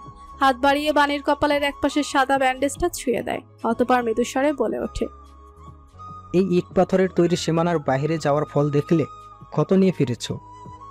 বাণী ঠান্ডা গলায় জবাব দেয়, আপনার সীমানার ভেতর থেকেও অক্ষত রইলাম কই। এই ক্ষতের থেকেও গভীর দাগ উপহার দিয়েছেন আমৃত্যু, তা ভুলব না। হিরণের মুখ তখন ভয়াবহ কালো। সে এক পা দুপা করে পিছিয়ে যেতে শুরু করে। একটা সময় সে রুমে চলমান একমাত্র মোমবাতি শিওরে এসে দাঁড়ায়। বাণীর দিকে দৃষ্টি স্থির রেখেই সে এক হাতে মোমের ঊর্ধ্বভাগ এক হাতে চেপে ধরে। মুহূর্তে সম্পূর্ণ রূপ অন্ধকারে ছেয়ে যায়। মোমের বিগলিত গরম পানিও চামড়ার সংস্পর্শে আসতেই তা জমে সাদা রূপ ধারণ করে। কিন্তু সে উত্তপ্ত পানীয়ের সংস্পর্শে হিরণ যন্ত্রণা খুঁজে পায় না। বাণী একদণ্ড সময় নেয়, চোখ বুজে বড় করে নিঃশ্বাস নেয়। হিরণ তাকে কোনো প্রকার শাস্তি দেয়নি, দেবেও না। ক্ষমা পেয়েছে সে। আজ রাতে হিরণের ভয়াবহ রূপের সাক্ষী হতে হবে না তাকে। এই উপলব্ধিটুকু কাজ করতেই বাণী আর এক মুহূর্ত অপেক্ষা করে না। অন্ধকারে হাঁটতে দরজার নব পুড়িয়ে দ্রুত পায়ে রুম থেকে প্রস্থান করে। ঝড়ের বেগে পৌঁছে যায় নিজের মেয়ের জন্য নির্ধারিত রুমটার ভেতর। এই রুমে ঠিকই মৃদু ড্রিম লাইটের আলো জ্বলছে, অর্থাৎ হিরণ ইচ্ছে করে ওই রুমে লাইট অফ রেখে মোম জ্বালিয়েছিল। বানি অতি সাবধানে মেয়ের পেছনে শুয়ে মেয়েকে বুকের সাথে জড়িয়ে ধরে। বুকে জমে থাকা কান্নাগুলো উতলে উঠতেই তার অবাধ্য চোখ জোড়ার কার্নিশ বেয়ে জল গড়িয়ে পড়ে। দুর্বল বানি আরো একবার এই বন্দিশালায় বন্দী হয়ে রয়ে গেল। আবারও তাকে ফিরে আসতে হয়েছে এই পাপের সাম্রাজ্যে, যে বিষাক্ত সাম্রাজ্যে তার এক মলিন সুখ হলো বুকে আগলে রাখায় নিষ্পাপ শিশুটা। চোখের কার্নিশে জল ভেসে উঠলেও বানির বুকের কার্নিশে ভেসে উঠল ঠিক 12 বছর আগের অদ্ভুত সুন্দর কিছু স্মৃতিচিত্র। বর্ষা পেরিয়ে ঋতু রানী বসন্তের আগমন ঘটল কেবল। পরিষ্কার সাদা আকাশটা সর্বদা স্বচ্ছ থাকে এই ঋতুতে। আকাশ জুড়ে না দেখা যায় সূর্যের তীক্ষ্ণতা, আর না দেখা যায় কালো মেঘদলের গুমট ভাব। কিশোরী বাণীর হৃদয়ের অবস্থানও তখন এই পরিষ্কার আকাশের ন্যায়, যে আকাশ জুড়ে উড়ে বেড়ায় দুর্জয় নামক এক সুখ পাখি। বাংলা মাধ্যম শিক্ষা ব্যবস্থায় 10ম শ্রেণীর পর শিক্ষার্থীদের বসতে হয় এসএসসি নামক এক বোর্ড পরীক্ষার জন্য, কিন্তু ইংরেজি মাধ্যমের শিক্ষার্থীদের জন্য তার বদলে রয়েছে ও লেভেলের এক্সাম। বাণীর মা অহনা বেগম ও বাবা আনিসুজ্জামান তালুকদার অবশ্য বাণীর প্রতি একাডেমিক্যাল দিক দিয়ে কখনো তেমন একটা আশা রাখে না, কারণ বাণী স্টুডেন্ট হিসেবে কতটা জঘন্য তা তারা বেশ ভালো করে জানে। কিন্তু জঘন্য এবং বেক বেঞ্চের হিসেবে খ্যাত বাণীর মধ্যে হঠাৎ লক্ষ্য করা যায় আমূল পরিবর্তন। নির্দিষ্ট দিনক্ষণ হিসেব করে বলতে গেলে প্রথম সেমিস্টার এক্সামের রেজাল্টের দিন হতে সেই পরিবর্তনের আবির্ভাব ঘটে। টিচারদের একান্ত বাধ্যগত ছাত্র শাহরিয়া দুর্জয় যেখানে সব সাবজেক্টে 95+ পেয়ে টপ করেছে, সেখানে বাণী তালুকদার এক সাবজেক্টে ফেল এবং বাকি সব সাবজেক্টে টেনে টুনে পাস মিলিয়ে লাস্ট পজিশন দখল করেছে। কখনো রেজাল্টের পরোয়া না করা মেয়েটা সেদিন প্রথমবারের মতো লজ্জিত অনুভব করে। সর্বদা চোখ পাকিয়ে চলা মেয়েটা সেদিন লজ্জায় স্কুলে চোখ তুলে কারো দিকে তাকাতে পারেনি। রেজাল্ট কার্ড নিয়ে বাড়ি ফিরে এসে থমথমে মুখে নিজের বাবার কাছে গিয়ে আবদার কম আদেশ বেশি সুরে বলে, 3 দিনের মধ্যে সিলেট শহর তন্ন তন্ন করে আমাকে প্রতিটা সাবজেক্টের জন্য বেস্ট টিউটর খুঁজে এনে দাও বাবা। বিকেলবেলায় সবুজ ঘাসে আবৃত উঠোনে বেতের সোফায় আয়েশি ভঙ্গিতে বসে কেবলমাত্র চায়ের কাপে চুমুক দিচ্ছিল আনিসুজ্জামান তালুকদার, কিন্তু মেয়ের এহনো কথায় তিনি বিষম খেয়ে যায়। ফলস্বরূপ মুহূর্তে ওনার কাশি উঠে যায়। বাণীর মাঝে তেমন একটা ভাবান্তর দেখা গেল না। সে ঘরের ভেতর প্রবেশ করতে করতে নিজের মা অহনা বেগমকে ডেকে বলেন, মামুনি, take care of your husband.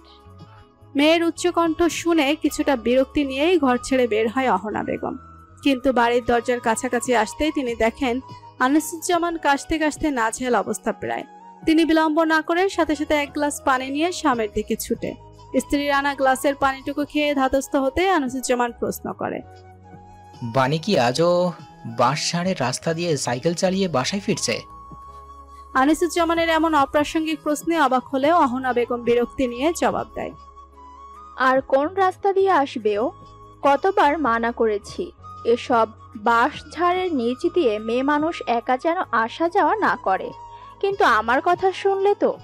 দামড়া মেয়ে, যদি নিজের ভালো না বোঝে তাহলে কার কি করার আছে? অন্য সময় হলে অহনা বেগমের এমন সেকালে কথাকে তেমন একটা গুরুত্ব দিত না আনিসুজ্জামান, কিন্তু আজ গুরুত্ব না দিয়ে পারছে না। সে চিন্তিত গলায় বলে, কোনো খারাপ কিছু আচর করলো নাকি মেয়েটাকে? বাবুই পাখির বাসার মতো রুমে বিছানায় উবুর হয়ে শুয়ে আছে এক কিশোরী। গায়ের ইউনিফর্ম এখনো বদলায়নি সে। তার রুমের প্রিয় কর্নারে থাকা রেডিওতে বেজে চলেছে সদ্য রিলিজ পাওয়া মেরি ব্রাদার কি দুলহান সিনেমার হিট সং ইশক। গানের শব্দ পৌঁছে যায় ঘরের প্রতিটা ইট পর্যন্ত, কিন্তু গানের সাথে বাণীর মনের অবস্থার কোনো সামঞ্জস্য নেই বললেই চলে। তার মন আকাশে কুণ্ডলি পাকা কালো মেঘেরা ভিড় করেছে। বুঝতে পারছে নিজেরা দুর্জয়ের মধ্যে থাকা বিস্তর পার্থক্য। দুর্জয়ের নজরে পড়তে হলে এবং তার মন জিততে হলে তাকে আগে দুর্জয়ের সমান স্থানে পৌঁছাতে হবে। এরকম আরো অসংখ্য ভাবনার পাহাড়ের নিচে চাপা পড়ে ধীরে ধীরে বাণী ঘুমে তলিয়ে যায়। কালো রঙের রেডিওটায় বাজতে থাকা গানটা বুঝি ঘুম গাঢ় করতে আরেকটু সাহায্য করলো। কই পিছে না আগে হে, फिर भी जाने क्यों भागे है, मारे इश्के का दिल मेरा, इश्के उश्के ये हिस्से में, तेरे मेरे ये किस्से में, माला শিখে বিন দে শিখা। রাতের শেষ প্রহর তখন। ফ্যাকাশে আকাশে চাঁদের অস্তিত্ব নেই। পরিবেশে তখন শিরশিরে গা কাঁপানো বাতাসের অস্তিত্ব। নিস্তব্ধ রুমটার দরজা হঠাৎ ধীর গতিতে খুলে যায়। ভূতগ্রস্তের ন্যায় একটি ছায়া খুবই সাবধানে প্রবেশ করে রুমের ভেতর। পাতলা টি শার্ট পরিহিত উজ্জ্বল ফর্সা রঙের পুরুষ শব্দহীনভাবে এগিয়ে যায় বিছানার দিকে। অতঃপর খুব নীরবেই বন্যির গায়ে থাকা কমফোর্টটার কিছুটা প্রশস্ত করে টেনে ঘুমান্ত বানের গায়ে মেলে দেয়। সম্পূর্ণ রুম জুড়ে উপস্থিত অক্সিজেনের সাথে মিশে যাচ্ছে তিনটা মানুষের নীরব নিঃশ্বাস। কারো নিঃশ্বাসে মিশে রয়েছে বিষাদের ছায়া, তো কারো নিঃশ্বাসে মিশে আছে বুকের অস্থিরতা। তৃতীয় জনের ছোট্ট নিঃশ্বাসের সাথে মিশে আছে নির্ভীক প্রশান্তি। ঘুমন্ত দুই মানবের সামান্য নড়ে উঠতেই সেই ছায়া দ্রুত রুম থেকে বেরিয়ে যাওয়ার জন্য উদ্যত হয়। তড়িঘড়ি করে বের হতে নিয়ে কোনো এক কাঠের ফার্নিচারের কোণার সাথে পায়ের নখে আঘাত পেতেই সে নিঃশব্দে চোখ মুখ কুঁচকে ফেলে। পেছনে ফিরে আবার বিছানার দিকে তাকিয়ে লক্ষ্য করে ঘুমন্ত ব্যক্তিরা জেগে গেল কিনা। জাগেনি। উল্টো একে অপরকে জড়িয়ে ধরে বেশ শান্তিতেই ঘুমোচ্ছে তারা। সে ঘুমান্ত দুই মানবীর পানে চেয়ে থেকে অজ্ঞত ব্যক্তি উপলব্ধি করলো সে খুব জ্বালা অনুভব করছে, পায়ে নয় বরং বুকে।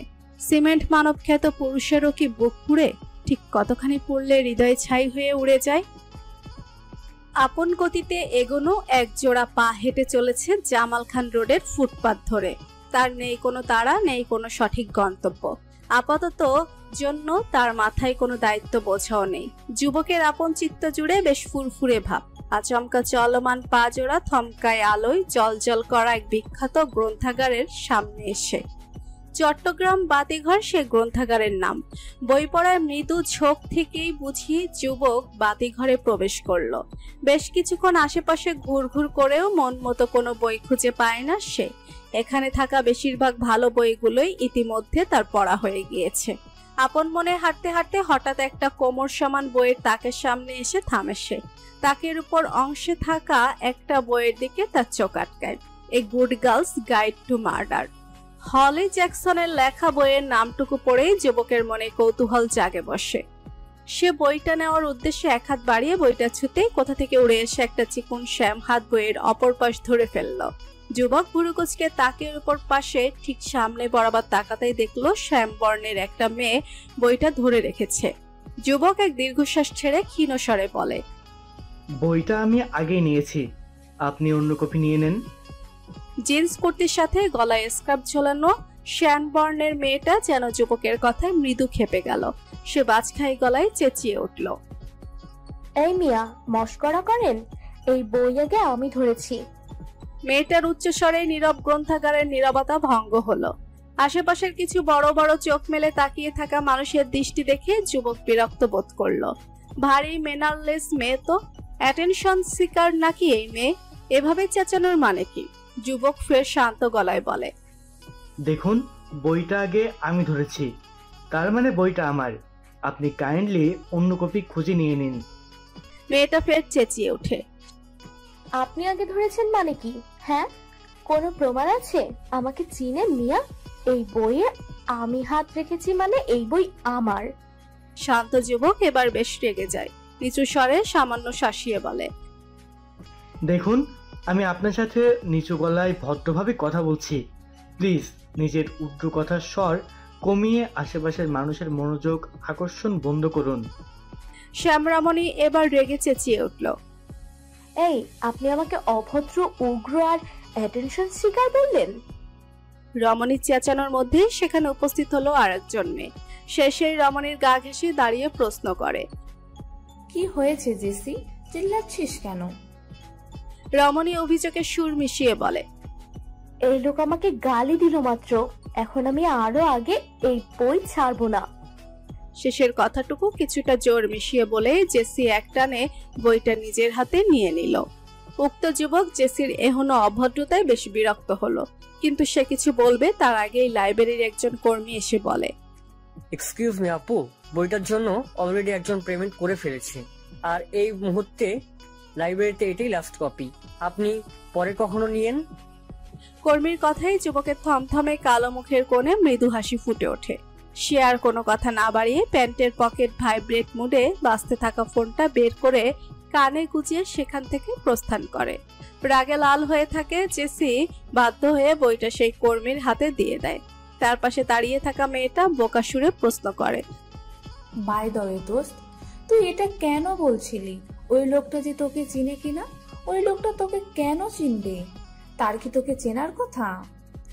জেসির আগে কটমট দৃষ্টি মেলে বান্ধবীর দিকে তাকায়। পুরো পৃথিবীর সব ছাগল পাগল এসে তার কপালেই কেন জুটে। গ্রন্থাগার থেকে বের হয়ে যুবক আশেপাশে সামান্য চোখ বুলিয়ে ফোনের অপর পাশে থাকা ব্যক্তির উদ্দেশ্যে প্রশ্ন করে। কোথায় তুই? প্রশ্নটুকু শেষ হতে না হতেই 6 জন যুবক পেছন থেকে এসে তার আশেপাশে হুমড়ি খেয়ে পড়ে। 6 জন যুবকের আকস্মিক এহেন কাণ্ডে অজ্ঞাত যুবক চমকায় না, বরং সে সামান্য হেসে ফোন কান থেকে নামিয়ে ফের পকেটে ভরে ফেলে। সাইফ চঞ্চল গলায় প্রশ্ন করে, প্রত্যয় মামা, এদিকে আমরা চাকরির পেশারে হিমশিম খাচ্ছি, আর তুই এখানে ছোকরিও পেয়ে গেলি? প্রত্যয় সরু চোখে 6 জনকে একবার দেখে প্রশ্ন করে, তোরা আমার উপর নজর রাখছিলি? সাদাত সামান্য গলা কাকারি দিয়ে বলে, মেজরের থেকে হাফ ডে অফ পেতেই যখন তুই সুরসুর করে একা বেরিয়ে গেলি, তখন সাইফ বলল নিশ্চয়ই তুই কোনো গার্লফ্রেন্ডের সাথে দেখা করতে যাচ্ছিস, তাই আমাদের সবাইকে নিয়ে এসে অপারেশন প্রত্যয় অভিযানে নেমে পড়ে। সাইফ কথার মাঝে ঝগড়া দিয়ে বলে, ওয়েল, আমি বলছিলাম না তো। যাই হোক, এবার বল মেয়েটিকে। প্রত্যয় একটা দীর্ঘশ্বাস ছেড়ে বেথলেহেম এজি চার্চের পাশে ফুটপাত ধরে হাঁটতে হাঁটতে বলে ওঠে, ম্যানারলেস, মাথা মোটা একটা মেয়ে। তার পেছনে হাঁটতে থাকা 6 জন উ বলে অদ্ভুত শব্দ করে ওঠে। প্রত্যয় হাঁটা থামিয়ে সরু চোখে পিছু ফিরে তাকাতেই সাইফ এগিয়ে এসে প্রত্যয়ের গলায় ঝুলে থাকা হেডফোনটা এক টানে নিয়ে বলে, মামা, ম্যানারলেস আর মাথা মোটা মেয়েটার নাম কি? প্রত্যয় ভুরু কুচকে বলে, হেডফোন ফেরত দে। সাইফ উল্টো পায়ে হাঁটতে হাঁটতে বলে ওঠে, আগে ভাবির নাম বলবি, তারপরে হেডফোন পাবি। প্রত্যয় রাগ দেখিয়ে বলে, কে ভাবি? কার ভাবি? রাফি পেছন থেকে বলে ওঠে, আমাদের ভাবি, যাকে এইমাত্র ম্যানারলেস আর মাথামোটা বললি। জোনায়েদ পাশ থেকে বলে ওঠে, love beings with war bro, I can smell love in the air. Fardin সামান্য বিরক্তি নিয়ে বলে, I can't smell only pollution here. হৃদয়ান ফারদিনকে ধমকে বলে, হোপ পেড়া, তুই আনরোমান্টিক সিঙ্গেল, তোর নাকি প্রেমের গন্ধেরও গরুর গোবরের মতো মনে হবে। উল্টো পায়ে হাঁটতে হাঁটতে সঙ্গীদের কথা শুনে শব্দ তুলে হাসছিল সাইফ। তখন ঘটে অঘটন। আকস্মিক কারোর সাথে ধাক্কা লেগে সে পড়ে যেতে নিয়েও নিজেকে সামলে নেয়, কিন্তু তার 84 কেজির দেহের ভারে ধাক্কা সামলাতে না পেরে জলজন্ত এক মানবী ফুটপাতের পাশ কেটে পাকা রাস্তায় পড়ে গেল। মুহূর্তেই নিজের হাঁটু চেপে সে আর্তনাদ করে উঠল। আম্মু! মানবীর আর্তনাদ এবং আকস্মিক দুর্ঘটনায় একদল যুবকের মুখের হাসির শব্দ থেমে গেল। হতভম্ব সাহেব একবার রাস্তার ধারে হাঁটু ধরে বসে থাকা রমণীকে দেখলো, আবার ঘাড় ঘুরিয়ে নিজের সঙ্গীদের দিকে তাকালো, অতঃপর বেশ ধমকে গেল। আই মাইয়া, চোখ কি চাঁদের দিকে দিয়ে ঘুরো? শালার মাইয়া মাইনছে রে, রাস্তা চড়ার লাইসেন্স দেয় কি আসলে? আগন্তুক রমণীর ফোলা ফোলা চোখ থেকে মুহূর্তে জল গড়িয়ে পড়ে। অপরিচিত কারো এমন ধমক তার ঠিক হজম হয় না। সে এক হাতে পা চেপে ধরে রেখে আরেক হাতে নিচের কাঁধের সাইড ব্যাগ হতে ফোন বের করে একটা নাম্বার ডায়াল করে। এক মুহূর্তের মধ্যে অপর পাশে ফোন রিসিভ হয়। রমণী অতি নরম গলায় কান্না করতে করতে বলে, আপু, আমাকে একটা ভাইয়া রাস্তায় ফেলে দিয়েছে, তুমি প্লিজ আসো। ভাই আমাকে ধমকাচ্ছে, ওনার সাথে আরো অনেকগুলো ভয়ঙ্কর দেখতে ভাইয়া আছে, আমার ভয় করছে। এতদূর শুনতেই সাহেব বলে ওঠে, খাইছে রে। এইটুকু বলেই সে সাথে সাথে দৌড় লাগায়। রাস্তায় পড়ে থাকা রমণী এবং বাকি 6 জন যুবক হতভম্ব হয়ে যায়। কিছুদিন যেতেই সাহেব ফের উল্টো দৌড়ে এসে সঙ্গীদের উদ্দেশ্যে বলে, তোরা কি বলো মাইয়ার বাপের কেস খাওয়ানোর জন্য এনে দাঁড়ায় রইছস? দৌড় দে। বলেই সাহেব ফের দৌড় দেয়। তার পিছু পিছু এবার বাকি 6 জনও ছুটে। প্রত্যয় দৌড়াতে দৌড়াতে এবার বলে, মেজরের সামনে তো প্রথম দিন খুব বড় মুখ করে বলেছিলি যে তুই নাকি কখনো ময়দান ছেড়ে পালাস না, এখন দোষ করে আসামের মতো পালাচ্ছিস কেন? সাহেব দৌড়াতে দৌড়াতে জবাব দেয়, হব বেটা, শালার মাইয়া জাতি একটা গ্যাঞ্জাম, আর গ্যাঞ্জাম দেখলে পালানোই হইছে গিয়া বুদ্ধিমানের কাজ, বুঝলি? অন্ধকার রুমে মাথার উপর কেবল একটা মৃদু আলোর বাল্ব জ্বলছে। সেই বাল্বের ঠিক নিচেই রয়েছে একটা টেবিল ও একটা চেয়ার। টেবিলের উপর সামান্য ভর দিয়ে বসে আছে কালো প্যান্ট এবং কালো শার্ট পরিহিত এক পুরুষ। শার্টের হাতা তার কোনই পর্যন্ত গোটা। তার ঠিক সামনেই চেহারায় আহত অবস্থায় বসে আছে এক মধ্যবয়স্ক পুরুষ। ব্যথাতুর মুখে সামনে দাঁড়িয়ে থাকা পুরুষকে আবেদন করে চলেছে। हमको छोड़ दो सर, हम तो मामूली आदमी हैं, हमको कुछ नहीं मालूम। সাথে সাথেই কালো শার্ট পরিহিত পুরুষ টেবিল থেকে ভর সরিয়ে নেমে আসে। লোকটা চুল মুঠি করে ধরে ভয়ঙ্কর ভরাট কণ্ঠে শুধায়, তুই যদি সাধারণ এক দোকানদারই হোস তাহলে 6 মাস আগে এভারভিউ রেস্টুরেন্টে হামলা করা ওই জঙ্গিদের জন্য ড্রাইভারের কাজ করছিলি কেন? सर सच में हमको कुछ नहीं मालूम। দুর্জয়ের ধৈর্যের বাঁধ ভাঙে।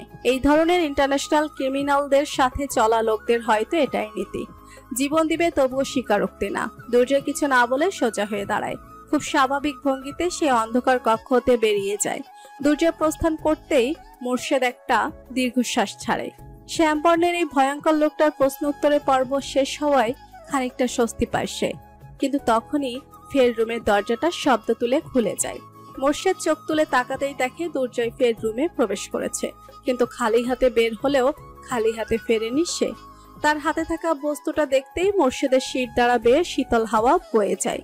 সে হতভম্ব চোখে তাকিয়ে রয় ছোট করে কাটা চুল এবং কাটকাট চেহারার পুরুষের দিকে। এই পুরুষ করতে কি চাইছে, মতলব কি? মোর্শেদের মস্তিষ্কের প্রশ্নের আনাগোনার মাঝেই দুর্জয় সুইচ বোর্ড চেপে সাদা আলোর বাল্বটা নিভিয়ে অন্য একটা সুইচ অন করে দেয়। মুহূর্তে সম্পূর্ণ রুম জুড়ে ভুতুড়ে লাল রঙের মৃদু আলোর আভা ছড়িয়ে পড়ে।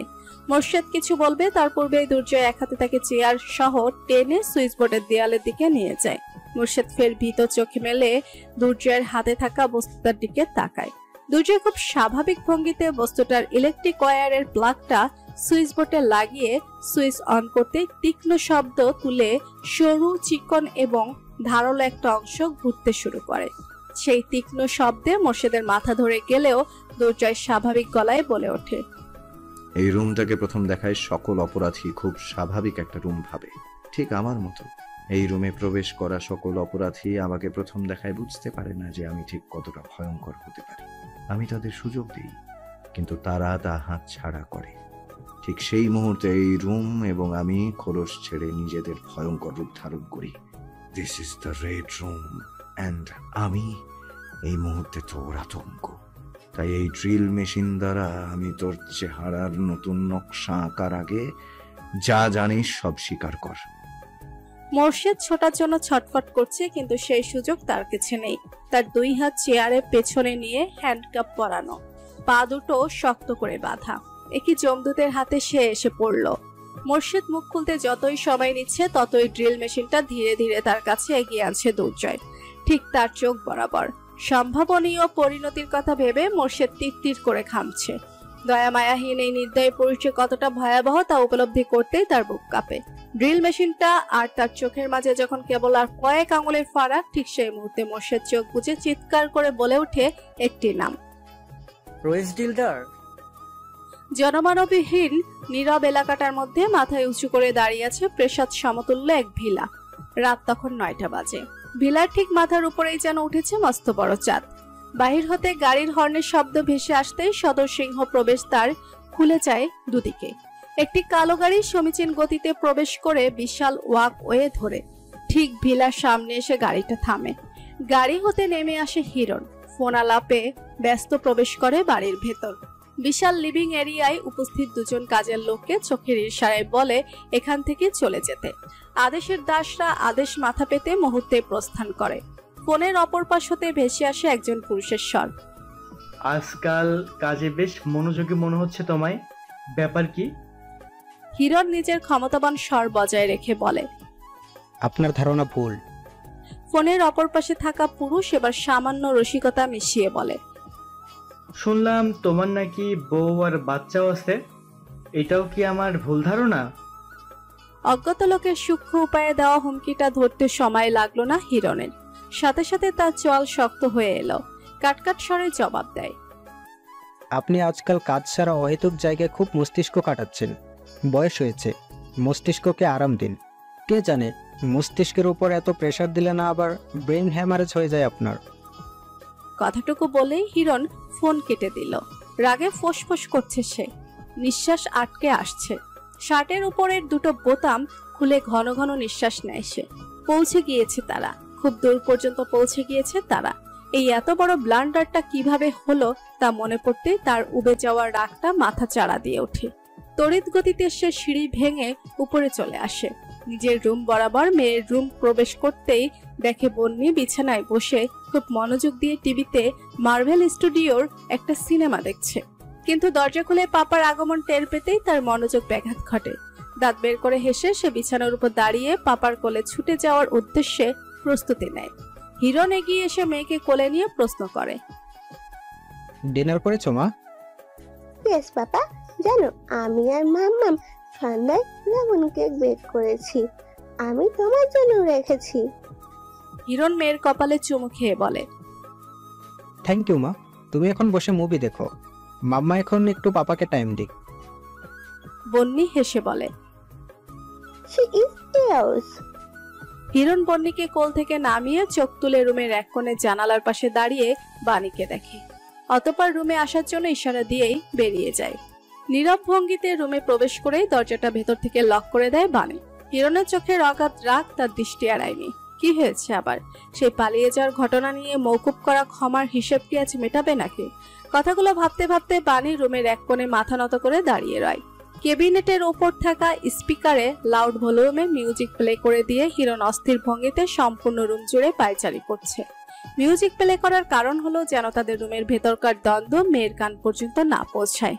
প্রচন্ড রাগে নাকি রাগ ঠান্ডা করতে তার এই অস্থিরতা তা ঠাওর করা যাচ্ছে না ঠিক। অতিমাত্রার রাগে তার চোখ খানিকটা লাল বর্ণ ধারণ করেছে। আচমকা তার পায়চারি বন্ধ হয়ে যায়। শান্ত হয়ে দাঁড়িয়ে পড়ে সে। অতঃপর বেশ থমথমে গলায় বলে, আমার এত বছরের সতর্ক শিকল ভেঙে পালিয়ে গিয়ে মস্ত বড় ভুল করেছো তুমি। বাণী মাথা নত রেখে ভাবলেশীন গলায় শুধায়, আবার পালাবো, যতবার সুযোগ পাবো ততবার পালিয়ে যাব। কখনো না কখনো আপনি ঠিকই বিরক্ত হয়ে পিছু নেওয়া ছেড়ে দেবেন। হিরণের সংবরণ করা রাগটা বাণীর বলা প্রথম কথাটুকুতে আবার মাথাচাড়া দিয়ে ওঠে। সে ক্ষিপ্র গতিতে এগিয়ে এসে বাণীর পাশের দেয়ালে এক হাতের সাহায্যে আঘাত করে চেঁচিয়ে ওঠে, কি বললে? তোমার কোনো ধারণা আছে কি করেছো তুমি? তোমার এই ভুলের কারণে আমার বিরুদ্ধে ব্যবহার করার মতো ট্রাম্প কার্ডের সন্ধান পেয়ে গিয়েছে তারা। বিষয়টার ভয়াবহতা উপলব্ধি করতে পারছো তুমি? হিরণের ক্ষিপ্র পায়ে এগিয়ে আসা দেখে চোখ বুজে ফেলেছিল বাণী। সেই চোখ জোড়া মেলে তাকায় সে হিরণের বলা কথাগুলো শেষ হতে। হিরণ তার পানেই চেয়েছিল। সেই হিংস্র চোখের দিকে তাকিয়েই থেকে বাণী উত্তর দেয়, আপনার থেকে ভয়াবহ আর কি হতে পারে? হিরণের হিংস্র চোখ জোড়া মুহূর্তেই শীতল হয়ে আসে। বাণীর বলা সামান্য কথাটা তার বিবেকের দোরগোড়ায় তাকে দুঃসহ যন্ত্রণার ভেতর ফেলে দিচ্ছে। খানিকটা সময় সেভাবেই পেরিয়ে যায়। হিরণ নীরবে ধীরে বাণীর কাছ থেকে সরে দাঁড়ায়। সবসময় শক্ত চিত্তটা বেশ শীতল ভঙ্গিতে এগিয়ে যায় সোফার দিকে। যাওয়ার পথে স্পিকারে চলমান গানটাও বন্ধ করতে ভুলে না সে। হিরণ সোফায় বসে চুপচাপ পিঠ এলিয়ে দিয়ে চোখ বুজে নেয়। পরিবেশটা নিঃশব্দতার ভুবনে তলিয়ে যায়। অসহ্য অনলে দগ্ধ হিরণের প্রতিটা রন্ধ্র তাকে চিৎকার করে জানান দিচ্ছে এই যাতনা আর সহে না। ভিতরটা এফোড় ওফোড় হয়ে গেলেও মুখে খুব শীতল স্বরে বলে, কি চাও তুমি বাণী? আমি মরে যাই? তোমার সামনে নিজের বিধ্বংসী রাগটা আমি কেন সংবরণ করি বুঝতে পারো না? এইটুকু যথেষ্ট না? ডক্টরের ন্যায় সঠিক গাইডলাইন দিয়েছে। বেহিসাবি এই ভালোবাসা স্নেহের প্রতিদান হিসেবে দুর্জয় মানুষটার প্রতি সবসময় মনে লালন করে গভীর শ্রদ্ধা ও ভালোবাসা। দুর্জয় আলিঙ্গন মৃদু দৃঢ় করে শুধায়, Nisha will be back safely. Silencer বসানো রিভলভারটা নিশানা বরাবর তাক করে গুলি ছুটতেই তার সদূরে অবস্থিত গোলাকার এক নিশানা চিত্র ভেদ করে চলে গেল। টের পেল না কোনো কাকপক্ষী। সঠিক নিশানায় গুলি ছুটতেই পঞ্চশর্দ শমসের মজুমদারের মুখে এক দাম্ভিক ভাব ছড়িয়ে পড়ল। আত্ম অহংকারে ফুলে ফেঁপে উঠল তার বুক। খোলা আকাশের নিচে বাড়ির পেছনের সবুজ এই খোলা মাঠটা তার ব্যক্তিগত সম্পত্তির অন্তর্ভুক্ত। এখানে দাঁড়িয়ে সারাদিন সে পিস্তল চালালেও তাকে কেউ কিছু বলতে পারবে না।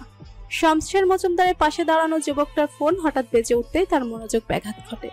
শমশের আর চোখে তাকায় যুবকের পানে। কিছুক্ষণ কথা বলে যুবক ফোনটা রেখে হাসি মুখে বলে ওঠে, লেফটেন্যান্ট কর্নেল জুলফিকার মুস্তাফা পর্যন্ত আপনার মেসেজ পৌঁছে দেওয়া হয়েছে স্যার। শমশের বাঁকা হেসে শুধায়, আমরা শক্তিশালী কেন জানো? কেন স্যার? পিস্তলের নলের মাথায় সামান্য ফু দিয়ে ধোঁয়া ওড়ানোর মতো করে শমশের বলে ওঠে, কারণ আমাদের কোনো দুর্বলতা নেই। পরিবার পরিজন এসব হলো মানুষের দুর্বলতার জায়গা, কিন্তু সেই পুরুষ পরিবার দিয়ে বাধা নেই, সেই সবচাইতে শক্তিশালী পুরুষ। শমশের বলা কথার সাথে একমত পোষণ করে যুবক মাথা নাড়ায়। হাতে থাকা পিস্তলটা এবার গাছে বসে থাকা এক পাখির দিকে তাক করে শমশের বলে, কিন্তু আমার এই তিলে তিলে তৈরি করা সংঘের খুঁটির মধ্যে ত্রুটির দেখা মিলেছে। আমার চোখ ফাঁকে দিয়ে স্ত্রী সন্তান নিয়ে সংসার পেটে বসেছে সে। ভেবেছে আমি কখনো জানতে পারবো না, কিন্তু ও হয়তো কখনো ভুলে গিয়েছে আমি কে। যেই পাশের সাম্রাজ্যের খুঁটিও সেই সাম্রাজ্যে আমি স্থাপন করেছি। ওর মতো রিমকে গড়ে তুলেছি নিজের মতো করে, কিন্তু এখন মনে হচ্ছে মস্ত বড় ভুল করেছি। বাচ্চা সাপটা দুধ কলা খেয়ে কাল সাপে পরিণত হয়েছে। ওর দুর্বলতার হাত দিলে যে আমাকে ছোবল মারার আগে একবারও ভাববে না, তা খুব ভালো করে বুঝিয়ে দিয়েছে। কথাটুকু বলেই শমশের সেই পাখির দিকে তাক করে রাখা রিভলভারের ট্রিগার পুল করলো। মুহূর্তেই মৃত শালিক পাখির দেহটা লুটিয়ে পড়ল মাঠে। যুবকটা এতক্ষণ খুব মনোযোগ দিয়ে শমশেরের কথা শুনল, অতঃপর ইতস্তত গলায় প্রশ্ন করল, আপনার কি অর্ডার স্যার? ছবল মারার আগে কি বিষদাঁত ভেঙে দেওয়া উচিত? না, এক্ষুনি না। বহুদূর পর্যন্ত এসে মাঝপথে আমি সব ভেস্তে দিতে চাই না। ওর প্রয়োজন পড়বে আমার। একবার প্রয়োজন মিটুক, তারপর ওকে দেখে নিব আমি। স্যার, জুলফিকার মুস্তফার মেয়ের ব্যাপারে কি আদেশ আপনার? ইতিমধ্যে সৈন্যরা নিশ্চয়ই অ্যাড্রেসটা ট্রেস করে রেস্কিউর উদ্দেশ্যে রওনাও দিয়ে দিয়েছে। শমশের মৃদু বাঁকা হেসে বলে, আমার চিতা সাহসী সৈন্যদের অতিথি আপ্যায়নের ব্যবস্থা করে রেখেছে। শমশেরের কথার অর্থ বুঝতে খানিকটা সময় লাগলো যুবকের। বুঝতে পেরে সেও পৈশাচিক হাসি দিয়ে উঠল। নিরিবিলি কফি শপটায় বসে তীক্ষ্ণ সতর্ক দৃষ্টি মেলে চারিদিকটা পরখ করতে ব্যস্ত লেফটেন্যান্ট সাদাত সরকার। মোর্শেদ হতে রইস দিলদারের সম্ভাব্য কিছু ঠিকানা জোগাড় করে সিভিল গেটআপে বিচ্ছিন্নভাবে তার তালাশে বেরিয়েছে দুর্জয় এবং তার দলের 5 জন যুবক। মোর্শেদের মুখে শোনা রইস দিলদারের বাহ্যিক বিবরণ অনুযায়ী সন্দেহভাজন কাউকেই এখনো চোখে পড়েনি সাদাতের। আল্লাহ ভালো জানেন অসভ্যের বাচ্চাটা কোথায় ঘুরে বেড়াচ্ছে। একজন ওয়েটার গরম গরম ধোয়া ওঠা একটা কফির কাপ সাদাতের সামনে এনে রেখে চলে যায়। সাদাত সেই অপ্রয়োজনীয় কফি কাপটার দিকে তাকানোর প্রয়োজন বোধ করে না। তার অতি মনোযোগের মধ্যে কানে থাকা ব্লুটুথ ডিভাইস হতে ভেসে আসলো মেজর দুর্জয়ের কণ্ঠস্বর। Hunter 3, any update? সাদাত চারিদিকে চোখ বুলাতে বুলাতে জবাব দিল, no sir, still no suspected detected. কথাটুকু শেষ করতেই সাদাতের চোখ স্থির হলো ঠিক তার বাম 3 টেবিল সামনে বসে এক নারীর দিকে। মুহূর্তেই সাদাতের চোয়াল শক্ত হয়ে এলো। তার তীর্যক দৃষ্টি ঠাওর করতে পেরেই সে নারী অপ্রস্তুত হয়ে পড়ল। এলোমেলো দৃষ্টি ফিরিয়ে নিতে হাতে থাকা জিনিসপত্রগুলো ব্যাগে চালান করে দিল। টেবিলের উপর বিলটা রেখে বিনা বাক্য ব্যয়ে সেই নারী মুহূর্তেই কফি শপ থেকে প্রস্থান করলো। সাদাত বিচক্ষণ দৃষ্টি মেলে একবার কফি শপের চারিদিকে তাকালো। কফি শপের তীর কর্নারে থাকা 3টা সিসিটিভি ফুটেজ একবার দেখে নিয়েই সেও বিলটা টেবিলের উপর রেখে বড় বড় কদম ফেলে বেরিয়ে গেল কফি শপ থেকে। কফি শপের 2 গলি পরে নিস্তব্ধ রাস্তা ধরে হাঁটছে এক নারী। প্রবল আগ্রহ ভরা দৃষ্টি মেলে দেখছে চারিদিকটা। পরনে তার সাদা রঙের একটা টি শার্ট এবং জিন্সের প্যান্ট, তার উপর হাঁটু সমান অলিভ রঙের একটা ওভারকোটও পরেছে সে। রেড ওয়াইন রঙের চুলগুলোকে উঁচু করে পনিটেল করে রেখেছে। আচমকা তার কাঁধে ঝুলন্ত কালো সাইড ব্যাগটায় টান পড়তেই সেই নারী হতভম্ব দৃষ্টি মেলে ফিরে তাকালো। 5 ফুট 11 ইঞ্চির এক টকবগে যুবককে চোখে পড়ল তার। সহজ করে বলতে গেলে সুদর্শন দেখতে এই পুরুষ চেহারা সে এ প্রথম দেখছে না। একটু আগে সে ভিনটেজ কফি শপটাতেও এই পুরুষের নজর করা মুখশ্রী তার চোখে পড়েছিল, এবং চোখে পড়তেই তার অবচেতন মন বলে উঠেছিল এই সুপুরুষটা দেখতে অনেকটা 90s-এর অর্জুন রামপালের মতো দেখতে। কিন্তু ভদ্র দেখতে এই পুরুষ হঠাৎ অভদ্রের ন্যায় তার ব্যাগ ধরে কেন টান দিল তা বুঝতে পারছে না সে। শুধু ব্যাগ টান মেরেই ক্ষান্ত হয়নি, বরং তার ব্যাগ হতে তার ব্যক্তিগত ডায়েরিটাও বের করে নিয়েছে। মেয়েটা রেগে গিয়ে বলে, আরে আরে করছেন কি? সাদাত মেয়েটার কথা তোয়াক্কা না করে ডায়েরির কিছু পাতা উল্টে একটা পৃষ্ঠা বের করে তা একটানে ছিঁড়ে ফেলে। মেয়েটা আঁতকে উঠে বলে, পাগল নাকি? সাদাত ব্যাগ এবং ডায়েরিটা মেয়েটার হাতে ধরিয়ে দিয়ে তার চোখের দিকে তাকিয়ে সে কাগজটা কুটি কুটি করে ছিঁড়ে ফেলে। মেয়েটা আবার চটে উঠে বলে, এক্সকিউজ মি, এমন অভদ্রের মতো আচরণের মানে কি? ডু হ্যাভ এনি আইডিয়া আমি কত কষ্ট করে স্কেচটা করেছি?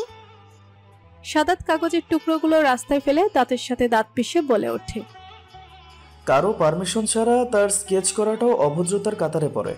Hope you will keep it in mind from now on.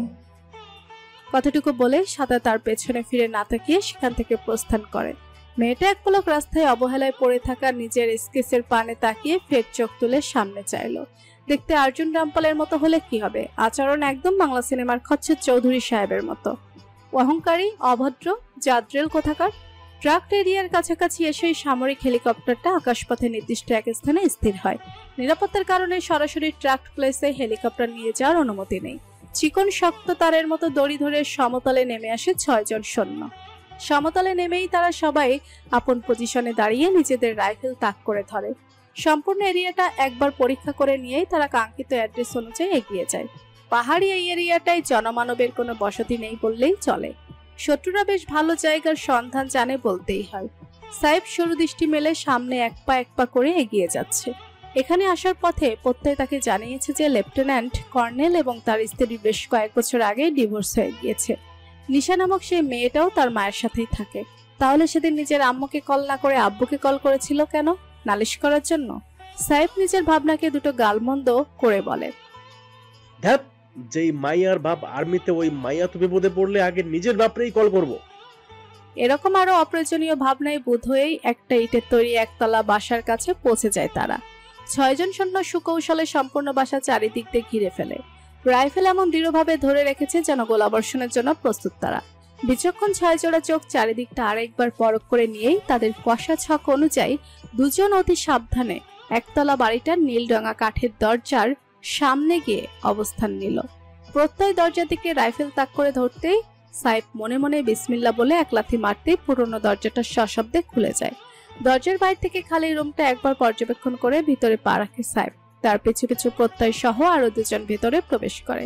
বাকি দুজন বাহিরে রয়ে যায় পাহারা দেওয়ার জন্য। 2 রুমের বাসাটার প্রথম রুমটা সম্পূর্ণ খালি দেখে এবার দ্বিতীয় রুমে প্রবেশের জন্য প্রস্তুতি নেয় সাইফ। মনে মনে আরো একবার বিসমিল্লাহ বলে দরজাটা আলতো ধাক্কা দিতেই তা খুলে যায়। ফুলের উপর বিছানা পাটিতে রক্তাক্ত অবস্থায় পড়ে আছে এক রমণী।